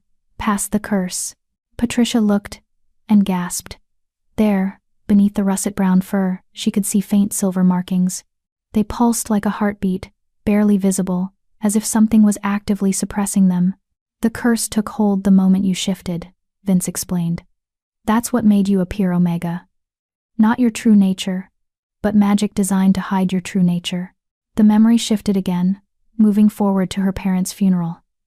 Patricia was 16, standing in the rain, while 2 coffins were lowered into the ground. The pack stood around her in a loose circle, but no one came close. No one offered comfort.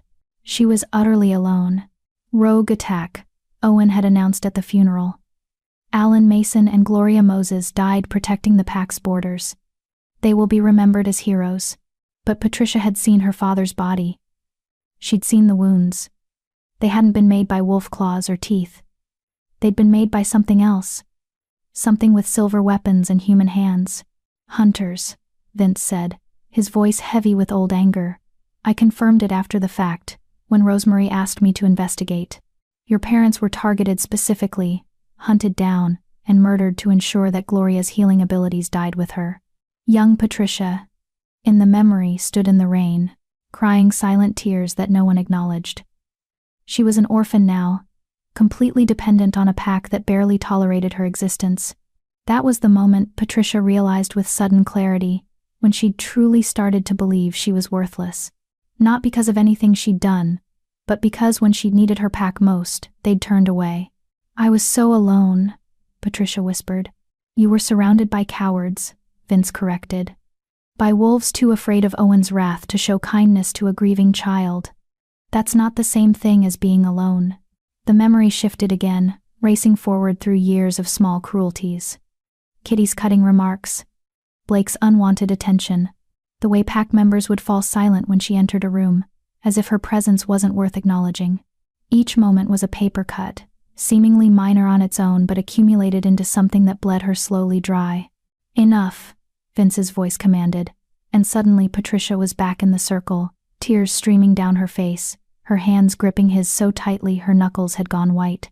I can't, she gasped. It's too much. Vince, it's too… Yes, you can, he said firmly. Because I'm going to show you what you couldn't see then. I'm going to show you the truth that was hidden from you. He closed his eyes, and suddenly Patricia felt his power flowing into her, warm and silver and ancient. It filled her consciousness, pushing against the walls she'd built around her pain. And then those walls shattered. Light exploded behind her eyes, and Patricia saw herself for the first time without the filter of the curse. She saw the moments when her healing abilities had manifested without her realizing it. The time she'd touched a wounded bird, and it had miraculously recovered. The way plants seemed to grow faster when she tended them. The fact that despite years of abuse, she'd never suffered a serious injury that required a hospital visit. She'd been healing herself instinctively, using magic she didn't know she possessed. She saw the fear in Owen's eyes every time he looked at her, the way he'd kept her close and suppressed specifically because he recognized the threat she represented. She saw Lucas fighting with his father, arguing on her behalf more times than she'd ever known, trying to protect her in the only ways he could without outright defying his alpha. She saw Tanya's cruelty for what it really was, jealousy. Because even cursed, even suppressed, Patricia had carried herself with more grace than Tanya ever could. You were never worthless, Vince said, and his voice seemed to echo through her entire being. You were dangerous, powerful, a threat to everyone who benefited from keeping the Silver Moon bloodline suppressed. They made you believe you were Omega, because the alternative was too terrifying for them to contemplate. Patricia felt something crack inside her chest, and suddenly she was sobbing great, heaving sobs that seemed to tear their way out of her. But these weren't tears of pain. They were tears of release, of finally letting go of years of internalized lies. I believe you, she gasped between sobs. I believe you. Good, Vince said. Then burn with me. Burn it all away. His power surged again. And this time Patricia didn't fight it. She let the silver fire consume every memory of self-hatred, every moment of believing she was less than, every lie she'd internalized about her worth. The pain was immense, but it was also cleansing, like burning away infection to reveal healthy tissue underneath. Patricia screamed. But it wasn't a scream of agony. It was a scream of defiance, of rage, of finally refusing to carry the weight of other people's cruelty any longer. The candles around the circle flared brighter, their flames reaching toward the ceiling. The salt line began to glow with silver light.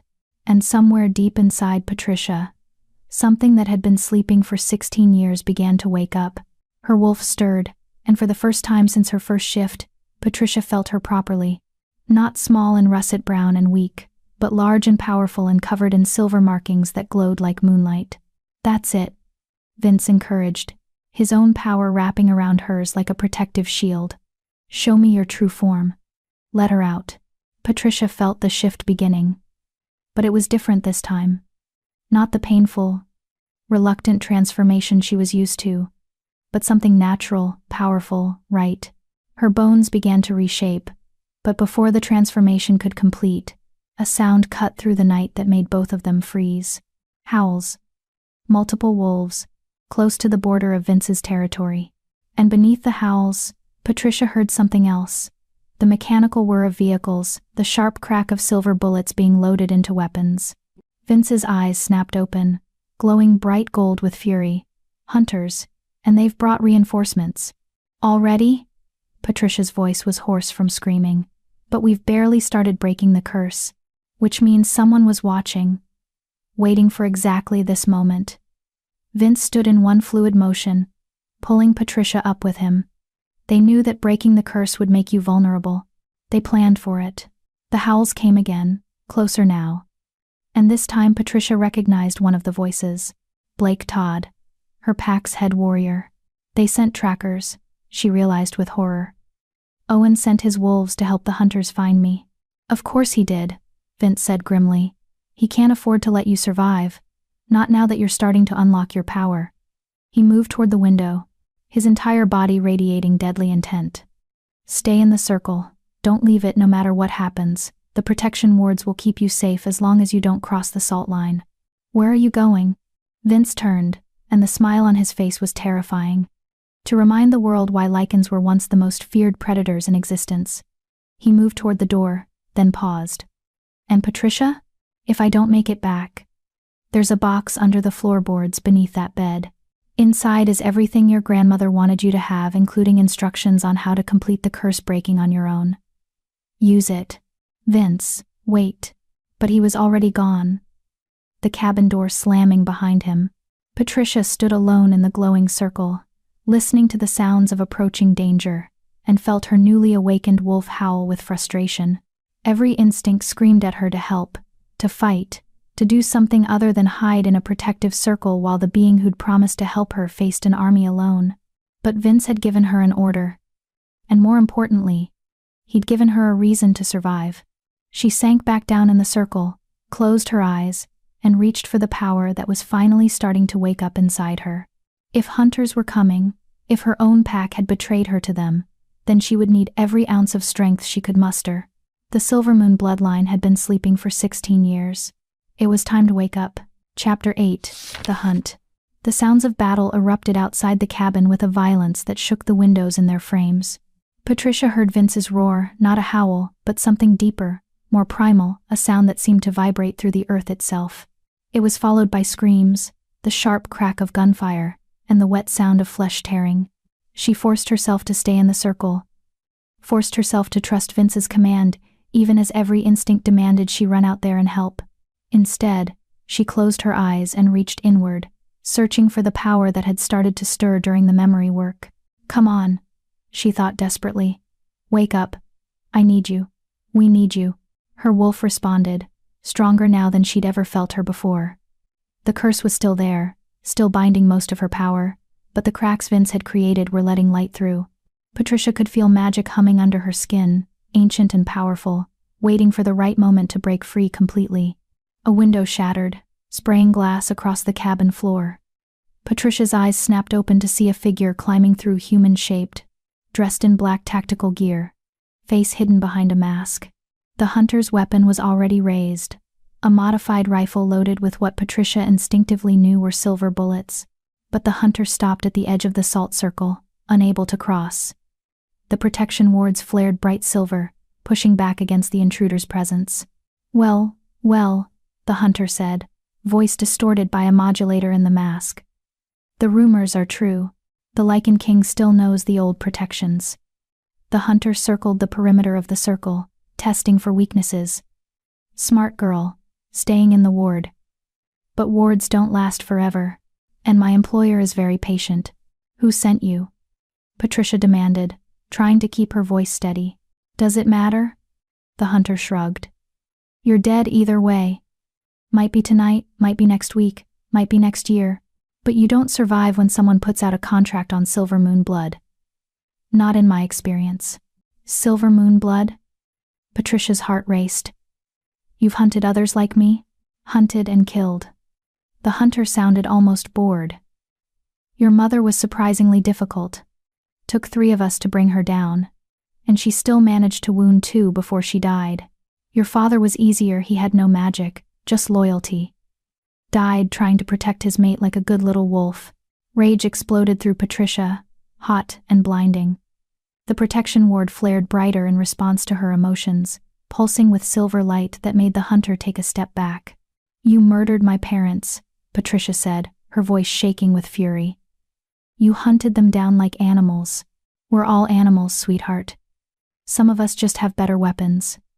The hunter raised the rifle again, aiming at Patricia through the barrier. These bullets are blessed with old magic, specifically designed to pierce supernatural protections. They won't kill you through the ward, but they'll hurt, and pain breaks concentration.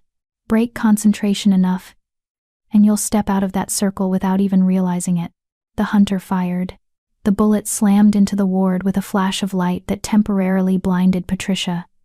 She felt the impact reverberate through the protection circle, felt the ward weaken slightly. Not much, but enough to tell her that the hunter hadn't been bluffing. Another shot, another flash. The ward held, but Patricia could feel it straining. Outside, the sounds of battle continued. She heard more howls, Blake and the other Silverpine trackers, engaging with something that made them scream in terror. She heard Vince's voice, commanding in that ancient language, and felt pulses of power that made the air itself seem to shudder. But she also heard more vehicles arriving, more footsteps, more weapons being readied. There were too many of them. Even a Lycan king couldn't fight an entire hunting party and a pack of hostile wolves simultaneously. I have to help him, Patricia thought desperately. But if I leave the circle, I'm dead. Unless... Patricia looked at the floorboards beneath the bed in her room. The box Vince had mentioned, containing her grandmother's instructions.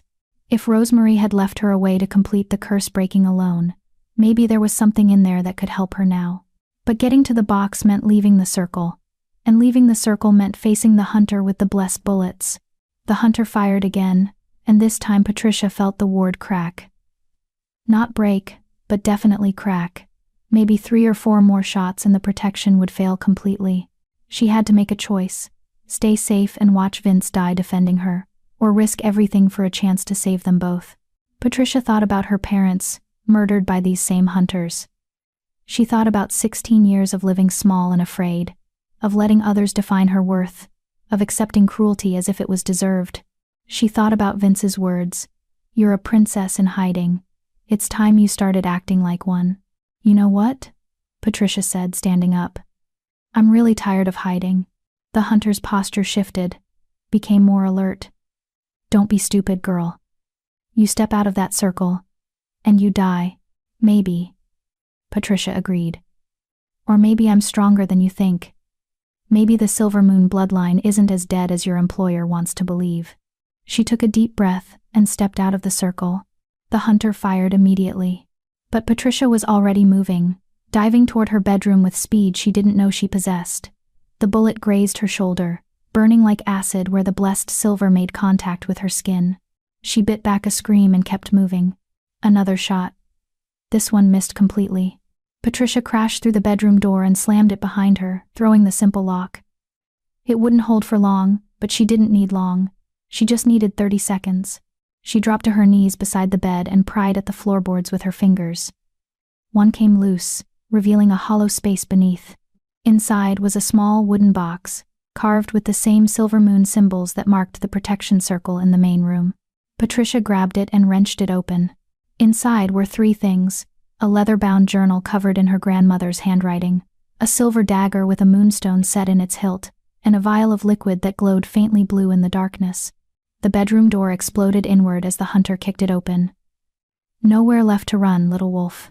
Patricia's hand closed around the dagger's hilt, and the moment she touched it, power surged through her arm like lightning.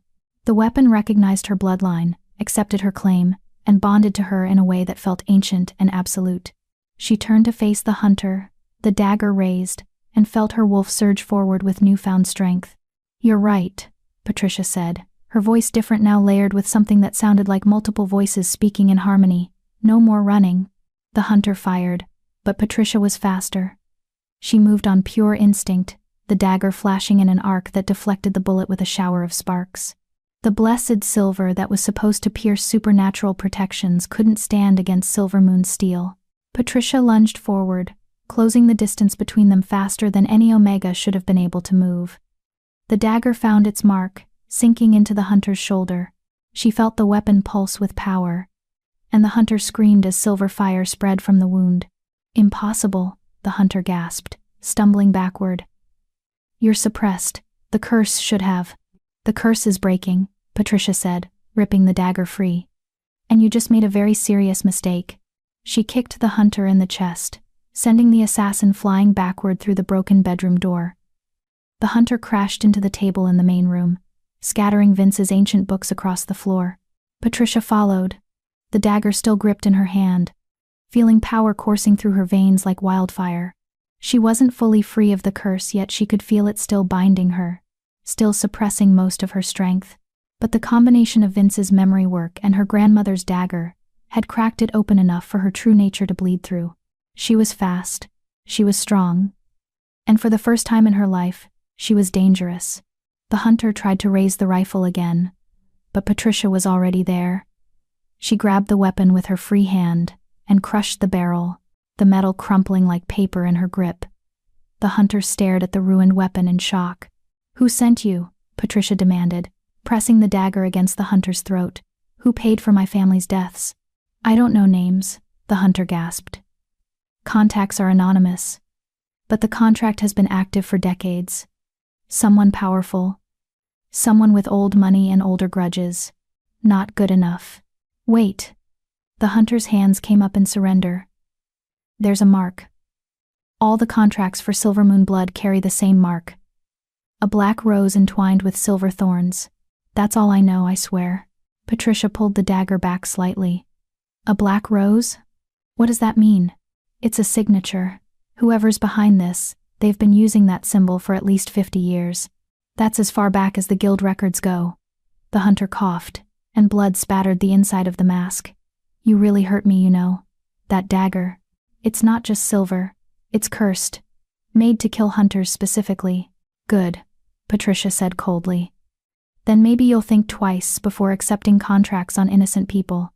An explosion outside rocked the cabin, and Patricia heard Vince roar again, this time in what sounded like pain. "There are 15 of us," the hunter said, almost conversational now. "And 20 wolves from your old pack. Even a Lycan king can't handle those odds. You should run while you still can. Take your grandmother's dagger and disappear. Live to fight another day." Patricia looked toward the window, seeing flashes of light and hearing the chaos of battle. The hunter was right. She and Vince were outnumbered, outgunned, and she was still mostly cursed. Running made sense. But Patricia was done making the sensible choice, done prioritizing survival over everything else, done letting fear dictate her actions. "No," she said firmly. "I'm done running." She brought the dagger down in a swift arc, and the hunter's body went still. Patricia felt a flicker of remorse. She'd never killed anyone before, but it was drowned out by the knowledge that this person had murdered her parents, had been paid to murder her, and wouldn't have hesitated to kill her if their positions were reversed. Patricia grabbed the hunter's tactical vest, found 3 more loaded magazines, and a combat knife that would serve as a backup weapon. She was arming herself when she noticed the journal had fallen open, revealing a page in her grandmother's handwriting. "If you're reading this in desperation, child, then know that the quickest way to break the rite of diminishment is also the most dangerous. The vial contains distilled moonlight essence of the moon goddess herself, preserved through old magic. Drink it, and the curse will shatter immediately. But be warned. Without proper preparation, without having addressed the wounds that feed the curse, the sudden release of power can destroy you from the inside. Your body might not be able to handle what you truly are. Use this only if death is the alternative. And if you survive, remember that power means nothing without wisdom to guide it. Patricia looked at the vial, glowing softly blue in the wreckage of the cabin. She could hear Vince outside, still fighting, still holding off an impossible number of enemies. Death was absolutely the alternative. She uncorked the vial, whispered a prayer to the moon goddess, and drank. The effect was instantaneous and agonizing. Power exploded through Patricia's body like a supernova. The curse fought back, trying to contain the surge, but the moonlight was too pure, too strong. Patricia felt the rite of diminishment shatter like glass, felt 16 years of suppression break away all at once. Her wolf burst free with a howl that shook the cabin's foundation. But she wasn't the small russet-brown omega she'd been for so long. She was massive, easily the size of an alpha-born wolf, covered in silver fur that seemed to glow with its own internal light. The markings she'd glimpsed during the memory work were fully visible now, ancient symbols etched across her coat in patterns that spoke of healing, protection, and royal bloodlines. Patricia's human consciousness merged with her wolf's instincts, and together they were something new, something powerful, something that had been waiting 16 years to be born. She burst through the cabin door on 4 legs, the silver moon dagger somehow still gripped in her jaws, and entered the battle with a roar that made even the hunters pause in fear. Vince was in his Lycan form, massive, silver-white, covered in blood, both his own and his enemies.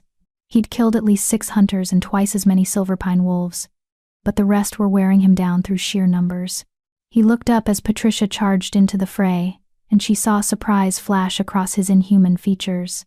Then he smiled, sharp and deadly. "About time," he said in a voice that was more growl than words. "I was beginning to think I'd have to have all the fun myself." Patricia didn't answer with words. She answered with violence. She crashed into the nearest cluster of hunters, her enhanced strength sending them flying. The dagger in her jaws flashed, and 2 more went down before they could even aim their weapons. She moved like liquid silver, faster than any of them could track, her grandmother's magic flowing through her like a song. A silverpine wolf lunged at her, not Blake, but someone she recognized from pack training sessions. She caught them mid-leap and threw them into a tree hard enough to crack the trunk. "She's broken the curse," someone shouted. Fall back, fall back." But Vince was already there, cutting off their retreat. Together, he and Patricia became a 2-wolf army, moving in perfect synchronization despite never having fought together before. Where Vince was raw power and centuries of battle experience, Patricia was speed and instinct enhanced by healing magic that let her push her body beyond normal limits. They fought like they were made for this, made for each other. And slowly, impossibly, the tide began to turn. Chapter 9. The Revelation. The battle raged through the night like a storm of teeth and silver. Patricia lost herself in the flow of combat, her newly awakened instincts guiding every movement. The silver moon magic sang through her veins, healing minor wounds almost as quickly as she received them, lending her strength that should have been impossible for a wolf her age. She was magnificent, she was powerful, she was everything the curse had spent 16 years trying to suppress. And she was furious. Every hunter she faced had been complicit in her parents' murder. Every silverpine wolf who'd come to help them had betrayed the most fundamental law of pack life: you didn't hand over your own to hunters, no matter what the alpha commanded. Patricia showed them no mercy. She'd just taken down another hunter when she heard a familiar voice cut through the chaos. "Patricia, stop, please." She whipped around to find Lucas standing at the edge of the clearing, his wolf form bloodied and exhausted. Behind him stood 2 more silverpine wolves, but they hung back, clearly unwilling to engage. Patricia shifted partially back to human form, an ability she'd never possessed before the curse broke, keeping her wolf's enhanced strength while regaining the ability to speak. "You dare come here?" Her voice carried the layered quality of human and wolf speaking together, ancient power thrumming beneath every word. "You rejected me, declared me rogue, and now you help hunters invade Lycan territory? What's next, Lucas? Will you pull the trigger yourself? I'm not here to help them." Lucas shifted to human form as well, raising his hands in surrender. I'm here to warn you. Patricia, my father has made a deal with someone powerful. This attack tonight, it's just the beginning. Tell me something I don't know, Patricia snarled. Who is it? Who wants the Silver Moon bloodline dead? I don't know their name. My father refuses to say it, even to me. But Patricia, they promised him something in exchange for your death. They promised him. Lucas's voice broke. They promised him the ability to absorb Lycan powers, to become something more than Alpha. And he's desperate enough to believe them. Vince appeared at Patricia's side, his massive Lycan form towering over both of them. Absorbing Lycan powers? That's impossible. Only a Lycan can be born, not made. Unless someone's found a way to change that, Lucas said desperately. My father has been obsessed with power for years. Ever since he learned about Patricia's bloodline, he's been researching old magic, ancient rituals. He believes that Silver Moon blood is the key to some kind of transformation spell. Patricia felt ice run through her veins.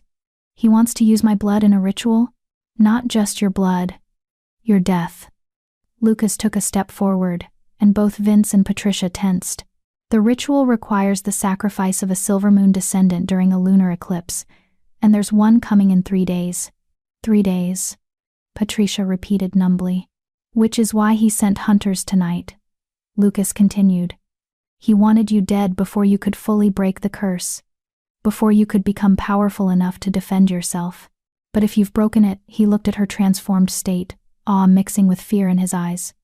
If you've truly unlocked your Silver Moon magic, then you might actually stand a chance. Against what? Vince demanded. Your father and his delusions of grandeur? Against whoever he's working with. Lucas's expression was haunted. I've seen them, Patricia. Once. They came to meet with my father in secret, and I followed. I couldn't get close enough to hear the whole conversation, but I saw them. Tall, hooded, radiating power that made my wolf want to submit and run at the same time. They're not human. They're not even normal supernatural. There's something else. Something old. Patricia and Vince exchanged glances. Describe this person, Vince commanded. Everything you remember. Dark robes. A voice like stone grinding against stone. And when their hood fell back for just a moment, Lucas shuddered. I saw eyes that were completely black. No whites, no iris. Just darkness. Vince went very still. A void walker. What's a void walker? Patricia asked. Ancient beings from before the moon goddess established her domain. They fed on magic, on life force, on the essence of supernatural beings. Vince's voice was grim. They were supposed to be extinct. The goddess herself hunted them down millennia ago because they threatened to consume all of creation. Apparently she missed one, Lucas said. And it's been hiding, planning, working through pawns like my father to achieve whatever goal it's pursuing. Patricia's mind raced. The black rose symbol. The signature on all the contracts to kill Silver Moon blood. That's not a person, it's this void walker. Most likely, Vince agreed. Void walkers don't just consume power randomly. They're strategic. If it's been targeting your bloodline specifically for decades, there's a reason. He turned to Lucas. What else did you hear? Anything about why it wants the Silver Moon line eliminated? Lucas hesitated. The ritual your father mentioned. It's not just about making him powerful, it's about opening something. The Void Walker called it, the door between realms. They need Silver Moon blood because your bloodline holds the key to. A howl cut through his words, followed by the sound of vehicles retreating. The remaining hunters were pulling out, and the Silver Pine wolves who'd survived were following. They're regrouping, Vince said. They'll be back with reinforcements. Or they've accomplished what they came for, Patricia said slowly. A horrible realization was dawning. This wasn't a serious attempt to kill me. This was a test. They wanted to see if I'd broken the curse. Wanted to measure my power level. And you just gave them a full demonstration, Lucas said quietly. Patricia, you need to run. Leave this territory. Leave this region entirely. The Void Walker won't stop until... I'm not running, Patricia interrupted. I'm done running, done hiding, done letting fear dictate my choices. She looked at Vince. You said void walkers feed on supernatural essence. What would happen if one consumed a Lycan? They'd become nearly unstoppable, Vince admitted. A void walker with Lycan power could tear through dimensional barriers, could potentially undo the protections the moon goddess put in place to contain them. And if they consumed silver moon magic? Vince's expression darkened. Silver moon magic is healing, life-giving. It's the opposite of what void walkers represent. If one managed to corrupt that magic, to twist it into something dark, they could potentially heal themselves from any wound, regenerate indefinitely. They'd be immortal in the truest sense. Patricia nodded slowly, pieces falling into place. So the void walker needs two things: Lycan power to break dimensional barriers, and silver moon magic to achieve true immortality. That's why it's been targeting my family while manipulating alphas like Owen who want Lycan abilities for themselves. It's been playing both sides, Vince said, understanding dawning in his golden eyes, promising Owen power, while actually planning to use him as a pawn to acquire both sources of magic. The lunar eclipse in 3 days, Patricia said. That's when it plans to make its move. When it's strong enough to... She stopped, a wave of dizziness washing over her. The adrenaline that had been carrying her through the battle was fading, and she was suddenly aware of how much the moonlight essence had cost her. Her body was burning through energy at an unsustainable rate, and the wounds she'd been healing automatically were starting to slow in their recovery. Patricia? Vince caught her as she stumbled. What's wrong? The moonlight, she gasped. I drank it without proper preparation, and now my body is. It's trying to process power it's not ready for. Vince, I can feel it. If I don't. Her legs gave out, and she collapsed into his arms.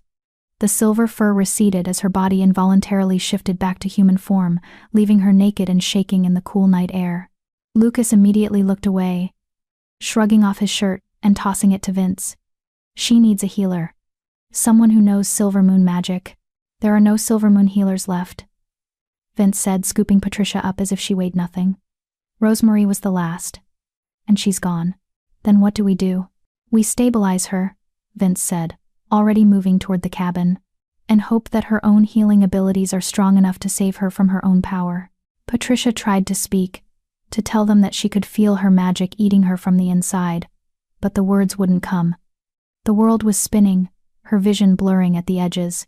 She'd broken the curse. She'd unlocked her true power. She'd fought alongside a Lycan king and survived. And now she was dying because her body couldn't handle what she'd become. So much for being a princess, she thought with bitter irony, as consciousness began to slip away. But then she felt a warmth spreading from her chest outward, like someone had lit a candle in the darkness. Her grandmother's necklace, the silver wolf pendant she'd worn since her 18th birthday, was glowing against her skin. And with the glow came a voice. Not audible, but felt deep in her soul. Her grandmother's voice, speaking across the boundary of death itself. Breathe, little wolf. Your body knows what to do. Trust your magic. Trust yourself. The power isn't killing you, your fear of it is. Let go. Let it flow through you instead of fighting to contain it. Patricia stopped struggling against the power raging inside her. She stopped trying to control it, to suppress it, to make it behave the way she thought it should. She simply let go. The magic flooded through her like a river breaking through a dam, wild and untamed and utterly free. It rushed through every cell, every fiber of her being, rewriting something fundamental in her nature. And then, slowly, it began to settle. Not diminishing, but finding its natural rhythm within her. Like a wild animal learning to trust its keeper, the power recognized that Patricia wasn't its enemy. She was its vessel, its home, the being it had been waiting 16 years to fully inhabit. Patricia's eyes snapped open, glowing pure silver. I'm okay, she gasped. Vince, I'm okay. He looked down at her, still carrying her toward the cabin, and she saw something like relief flash across his features. You're sure? I'm sure. Patricia could feel it now, the power settled into her bones like it had always belonged there, no longer fighting against her but working with her. It was just adjustment. My body had to remember how to hold this much magic. Vince set her down carefully on the cabin's porch. Lucas stood a respectful distance away, his expression conflicted as he watched them. The necklace, Patricia said, touching the silver pendant. My grandmother left one final gift. A guide to help me through the transition. Rosemary always did think of everything, Vince said quietly. He turned to Lucas. You need to leave. If your Alpha discovers you came here to warn us. He already knows, Lucas interrupted. I'm not going back to Silverpine. My father has crossed too many lines, made too many deals with darkness. I can't serve an Alpha who would sacrifice pack members to hunters, who would ally with a Voidwalker for personal power. He looked at Patricia. I know I don't deserve your forgiveness. I know I failed you in every way that matters. But if you'll allow it, I want to help. I want to stand against my father and whoever he's working with. Patricia studied him for a long moment. The mate bond was gone, severed completely by Vince's burning. She felt nothing when she looked at Lucas except a distant sort of pity for the man who'd been too weak to fight for what he wanted. But she also remembered the boy who'd been her friend, who'd tried to protect her in the small ways he could, and she thought about the bigger picture, about facing a Voidwalker and a corrupted Alpha in 3 days with only Vince at her side. They could use another ally. You can stay, she said finally. But understand this, Lucas. I'm not the Omega you rejected. I'm not the girl who would have forgiven anything to keep the peace. If you betray us, if you put us in danger through weakness or misplaced loyalty, I will end you myself. Is that clear? Lucas nodded solemnly. Crystal clear. Good. Patricia stood, wrapping Lucas's shirt around herself more securely. Then here's what we're going to do. We have 3 days until the lunar eclipse. 3 days to prepare for a battle against a Voidwalker, a corrupted Alpha, and whoever else they've recruited to their cause. That's suicide, Lucas said. We should be running, hiding, finding reinforcements. There are no reinforcements, Patricia interrupted. The supernatural world has been ignoring the threat of Voidwalkers for millennia because they thought they were extinct. Even if we could convince other packs or covens to help us, they'd never mobilize in time. She's right, Vince said. This fight is ours. But Patricia, you've only just broken your curse. You haven't had time to learn to control your power, to understand the full extent of your abilities. Fighting a Voidwalker now is exactly what my grandmother prepared me for, Patricia finished. Why do you think she left all those books? All those instructions? She knew this day would come. She knew that eventually, the darkness targeting our bloodline would show itself. Patricia moved to the cabin's ruined doorway, looking out at the destruction of the battlefield. We have 3 days, so we use them, we train, we plan, we learn everything we can about Voidwalkers and how to kill them. Assuming they can be killed, Lucas muttered. Patricia turned to face them both, and in the moonlight, her silver eyes glowed with determination and power. Everything can be killed. It's just a matter of finding the right weapon. She thought of her grandmother's dagger, still stained with hunter's blood. She thought of the books filled with ancient knowledge. She thought of Vince's centuries of experience and Lucas's insider knowledge of Owen's plans. They were outnumbered, outgunned, facing an enemy that had been planning this confrontation for decades. But they had something the Voidwalker didn't. They had nothing left to lose. 3 days, Patricia repeated. And then we end this. Chapter 10, The Eclipse. 3 days had never felt so short and so long at the same time. Patricia spent every waking moment preparing for the confrontation she knew was coming. Vince drilled her relentlessly in combat, pushing her newly awakened powers to their limits and beyond. Her silver moon magic was extraordinary. She could heal wounds that would have killed normal wolves, could sense life force from hundreds of yards away, could even manipulate the energy of living things to strengthen allies or weaken enemies. But power without control was just chaos waiting to happen.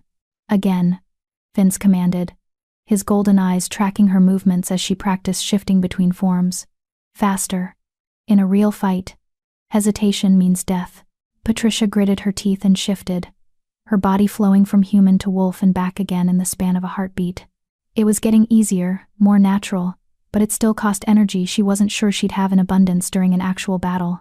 Lucas proved surprisingly useful despite his complicated history with them.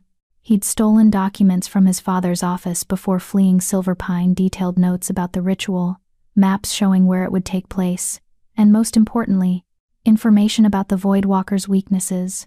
According to this, Lucas said, spreading the papers across the cabin's repaired table.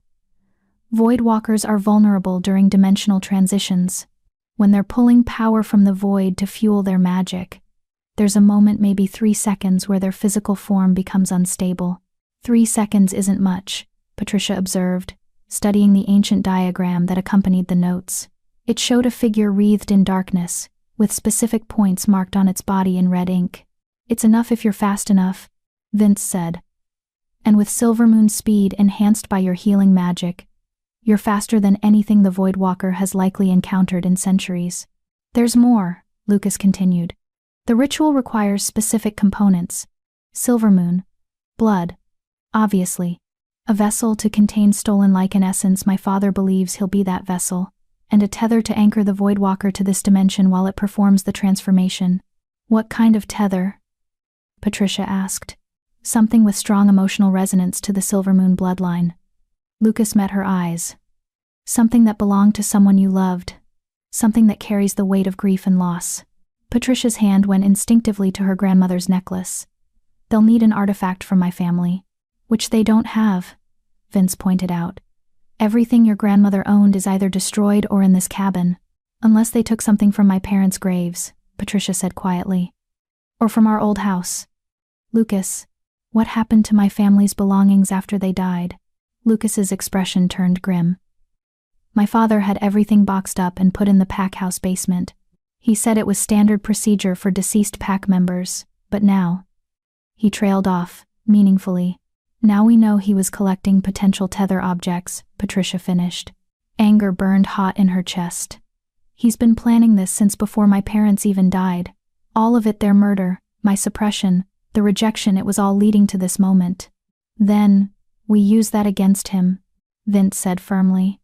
He thinks he knows what to expect. He thinks you're still the frightened Omega he terrorized for years. We show him exactly how wrong he is. The night of the lunar eclipse arrived with unusual clarity. No clouds marred the sky, and the moon hung full and heavy, already beginning its journey into Earth's shadow. Patricia stood outside the cabin, dressed in practical combat clothing Lucas had acquired, her grandmother's dagger strapped to her thigh, and the silver necklace glowing faintly against her skin. Ready? Vince asked, appearing beside her in his human form. He'd dressed for battle, too dark clothing that wouldn't restrict movement, no jewelry or accessories that could be used against him. No, Patricia admitted.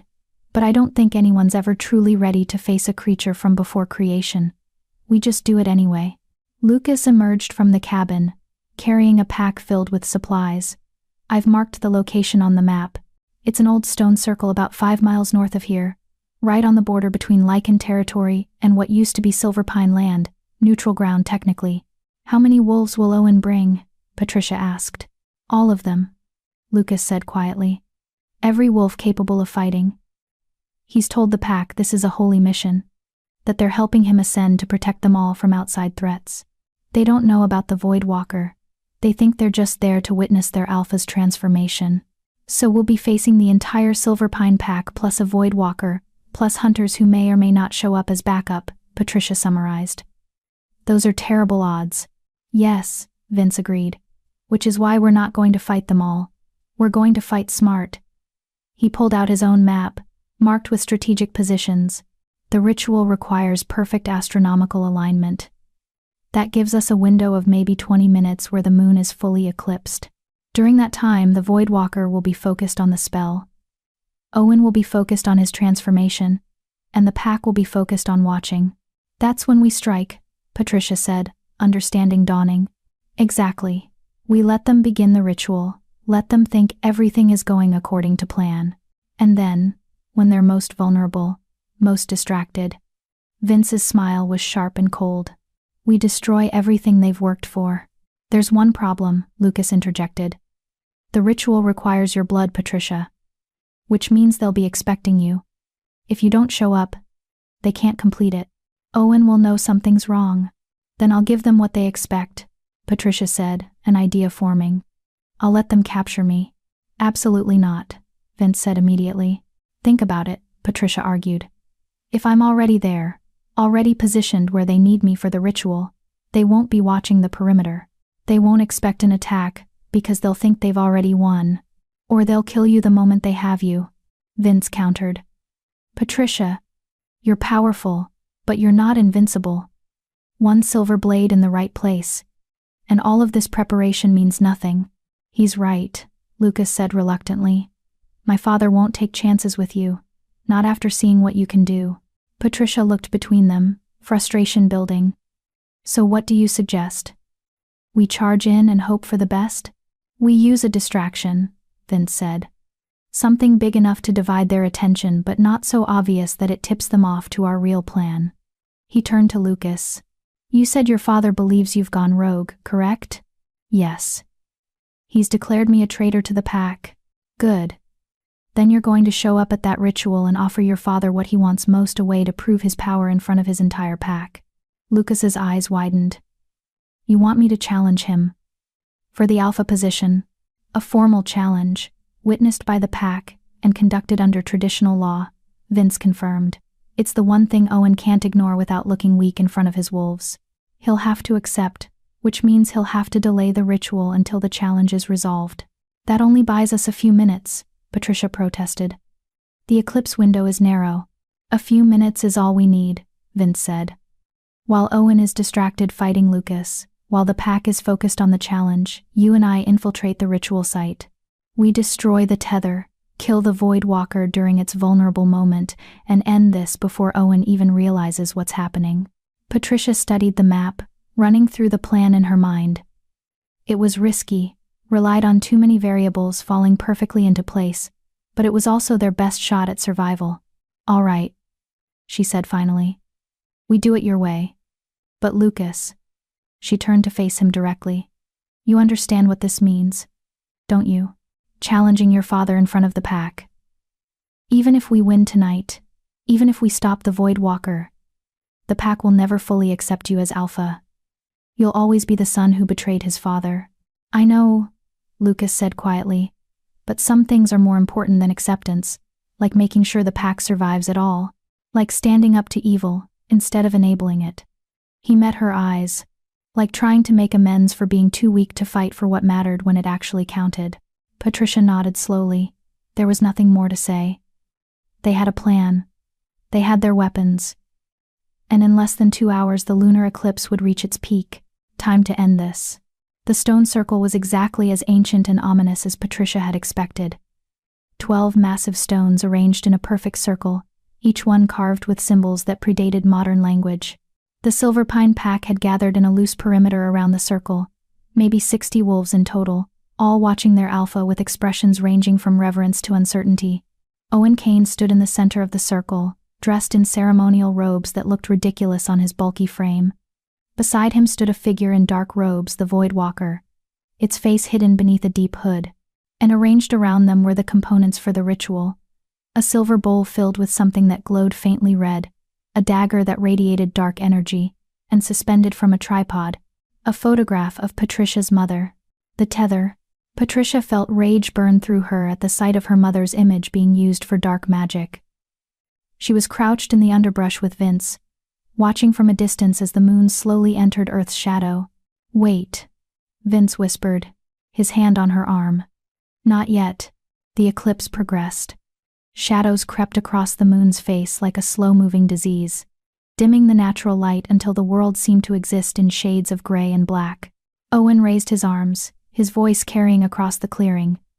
Tonight, my pack, you witness the dawn of a new era. Tonight, I ascend beyond mere alpha, beyond the limitations of our kind. Tonight, I become something the world has not seen in millennia, a true Lycan.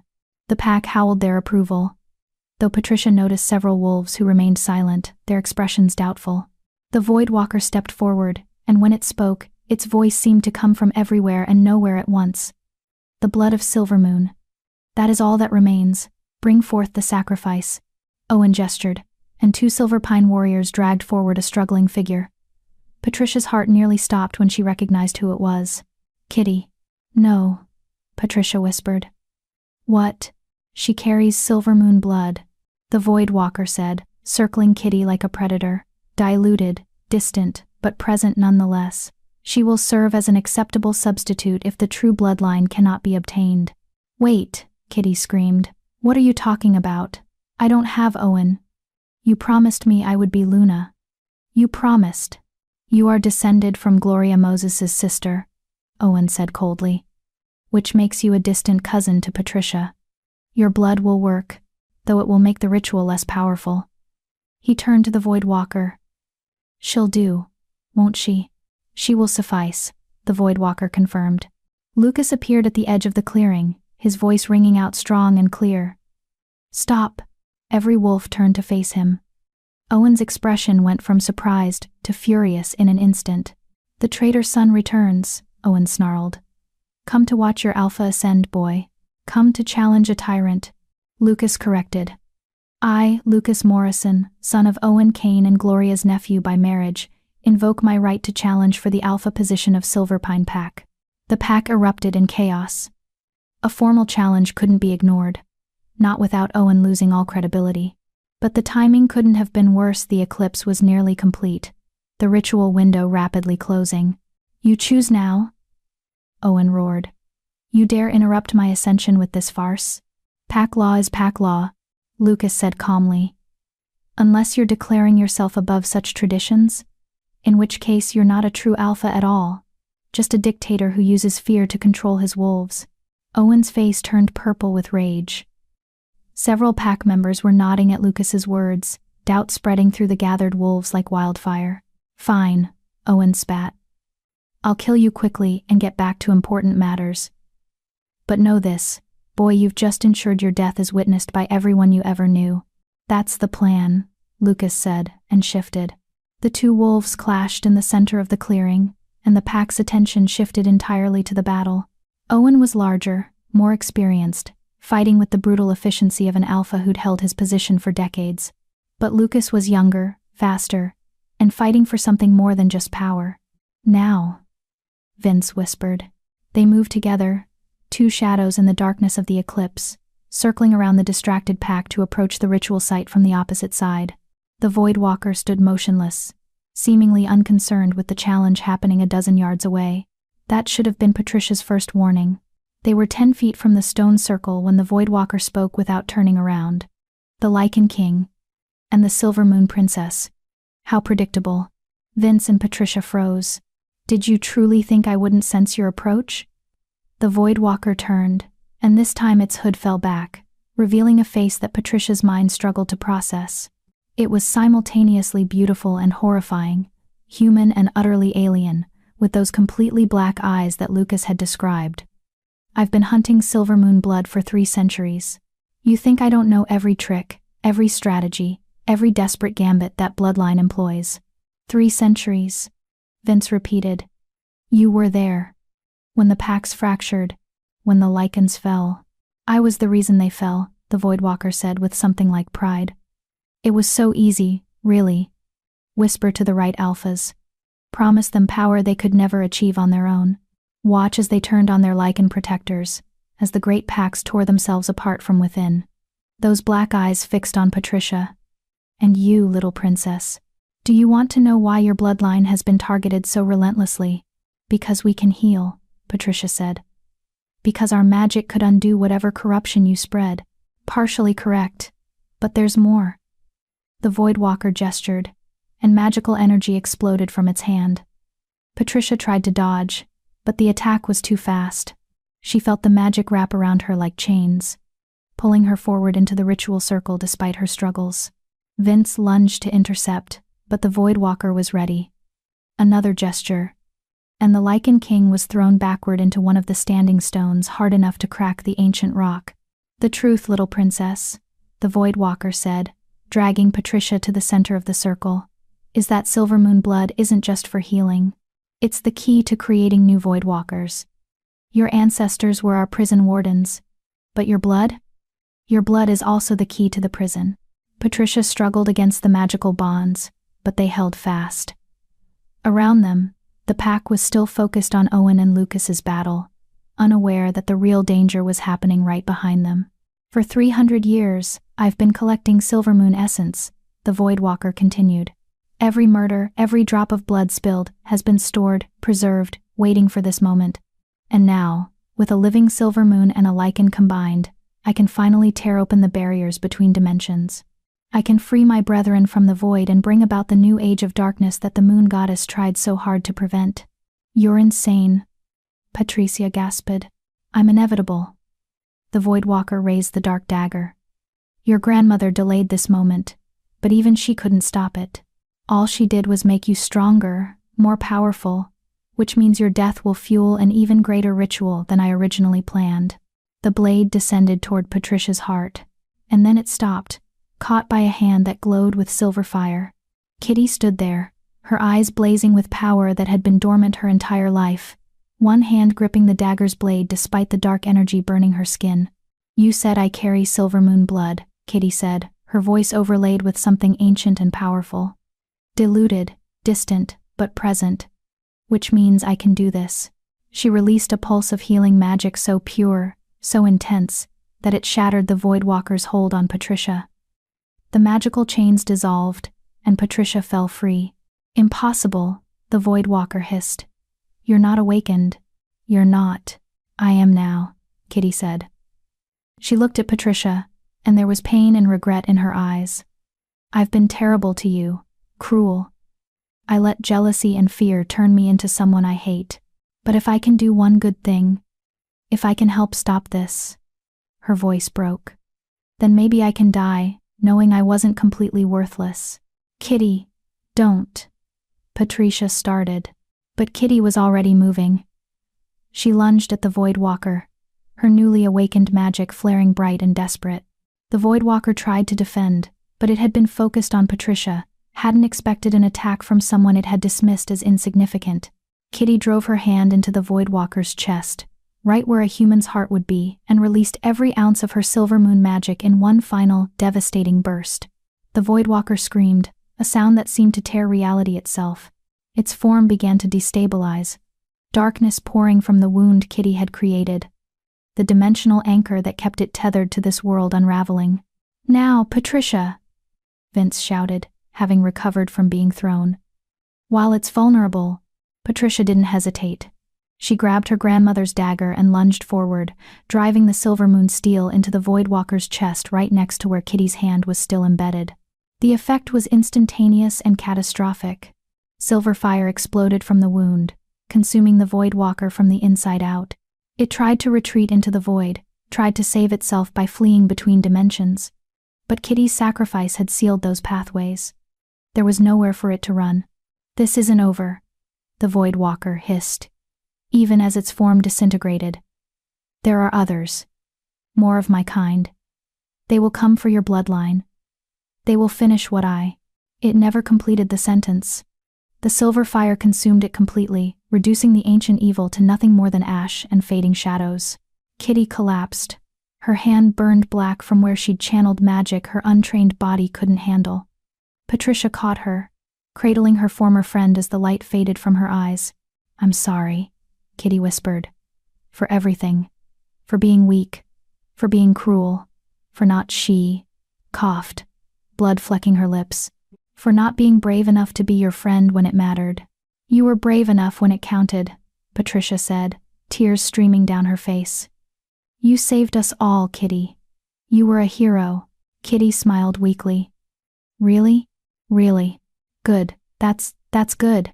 Her eyes drifted closed. Tell Lucas, tell him I'm sorry too, for everything. She took one final breath and went still. Patricia held her for a long moment, grief and gratitude warring in her chest. Kitty had been terrible to her, had made her life miserable for years. But in the end, she'd chosen to be brave, to sacrifice herself to stop a horror that would have consumed the world. That deserved to be remembered. A howl cut through the night, and Patricia looked up to see Owen lying in the center of the clearing, his throat torn out, his eyes staring sightlessly at the now eclipsed moon. Lucas stood over his father's body, bloodied and exhausted, but alive. The Silver Pine pack stood in shocked silence, looking between their dead Alpha, the ashes of the Void Walker, and the two women in the center of the ritual circle. It's over, Lucas called out, his voice carrying across the clearing. The threat is ended. Owen Kane conspired with a Void Walker to gain power, and in doing so, he betrayed everything a pack Alpha is supposed to protect. I claim the alpha position by right of combat and by right of justice. He looked around at the gathered wolves. Any who wish to challenge this claim, step forward now. No one moved. Then as my first act as alpha of Silverpine Pack, Lucas continued, I declare Patricia Alvarez and Vince Shields to be friends of this pack, under our protection and welcome on our lands. And I declare that Kitty McAuliffe died a hero, saving us all from a fate worse than death. Her sacrifice will be honored in pack history for generations to come. A few wolves began to howl, and soon the entire pack had joined in a song of mourning for the dead and celebration for the living, of endings and new beginnings. Patricia gently laid Kitty's body on the ground and stood, accepting Vince's steadying hand. Her legs were shaking, her body exhausted from the battle and the magic she'd expended. But they'd won. Against impossible odds, against an ancient evil, against a conspiracy that had been decades in the making, they'd won. What now? She asked Vince quietly. Now? Vince looked down at her, his golden eyes soft in a way she'd never seen before. Now you decide what kind of life you want to build. You're free of the curse, free of the pack that oppressed you, free of the threat that's haunted your bloodline for generations. The choice is yours, Patricia. She looked around at the clearing at Lucas, trying to manage a pack that didn't fully trust him yet, at the ashes of the Voidwalker scattered across ancient stones, at Kitty's body waiting to be properly honored. She thought about her grandmother's cabin in the mountains, about the books full of ancient knowledge waiting to be studied, about the magic flowing through her veins that she was only beginning to understand. I want to learn, Patricia said finally. I want to understand my power, my heritage, everything the Silvermoon bloodline was meant to be. And I want to make sure that what happened to my family never happens to anyone else. She looked up at Vince. Will you teach me? Really teach me, not just the basics but everything you know about old magic and ancient powers? Vince studied her for a long moment, then smiled a genuine smile that transformed his entire face. I thought you'd never ask. And after I've learned? After I've mastered my abilities? After that? Vince's smile turned thoughtful. After that, you become what you were always meant to be. Not an Omega. Not a victim. Not even just a princess. He took her hand, his touch warm despite everything. You become the protector your bloodline needs. The healer the supernatural world has been missing. The bridge between old magic and new. Patricia squeezed his hand, feeling the connection between them, not a mate bond, but something just as powerful. A partnership forged in battle, tempered by shared loss, strengthened by mutual respect. Sounds exhausting, she said with a small laugh. Probably, Vince agreed. But I have a feeling you're up for the challenge. Lucas approached them, still in his wolf form, his eyes filled with questions and regrets and hope for something like redemption. Patricia looked at him, at the boy who'd been her first friend and the man who'd rejected her. At the alpha who'd finally found the courage to stand up to his father. At the ally who'd risked everything to help stop a great evil. She didn't forgive him, not completely. The mate bond he'd rejected still left scars that would take years to fully heal. But she could work with him. Could help him build a pack that was better than the one Owen had created. Could maybe, eventually, find a way to be something like friends again. Thank you, she said simply. For the challenge. For the distraction. For being brave when it mattered. Lucas shifted back to human form, and Patricia politely looked away as he retrieved his clothes. I should be thanking you, he said quietly. For saving us all. For being stronger than anyone ever gave you credit for. He stopped, unable to find the right words. For surviving, Patricia finished. That's what we do, Lucas. We survive. And then we figure out how to do more than just survive. We figure out how to actually live. She turned away from the clearing, from the pack and the ashes, and the memories of the girl she used to be. Vince fell into step beside her, a solid presence in the darkness. Behind them, the eclipse was ending, the moon slowly emerging from shadow to bathe the world in silver light once more. Ahead of them, the path back to the cabin wound through trees and meadows, through territory that was now truly Patricia's home rather than just a place to hide. So, Vince said conversationally as they walked, first lesson tomorrow morning. We'll start with controlled shifting and work our way up to advanced healing techniques. Tomorrow morning? Patricia groaned. Can't we take at least one day to recover? Would the Void Walker have given you a day to recover? The Void Walker is dead. There are others, Vince reminded her, his voice turning serious. You heard what it said. More of its kind, waiting for their chance to break through. Your training isn't just about personal development, Patricia. It's about making sure you're ready when the next threat emerges. Patricia sighed but nodded. He was right, of course. The battle tonight had been won, but the war was far from over. There would always be another threat, another evil seeking power, another conspiracy targeting those with gifts they couldn't comprehend. But for the first time in her life, Patricia felt ready to face whatever came next. She wasn't an Omega anymore. She wasn't suppressed or diminished or made small by others' cruelty.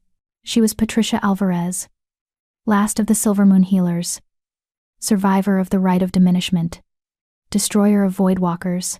She was powerful. She was free. She was exactly who she was always meant to be.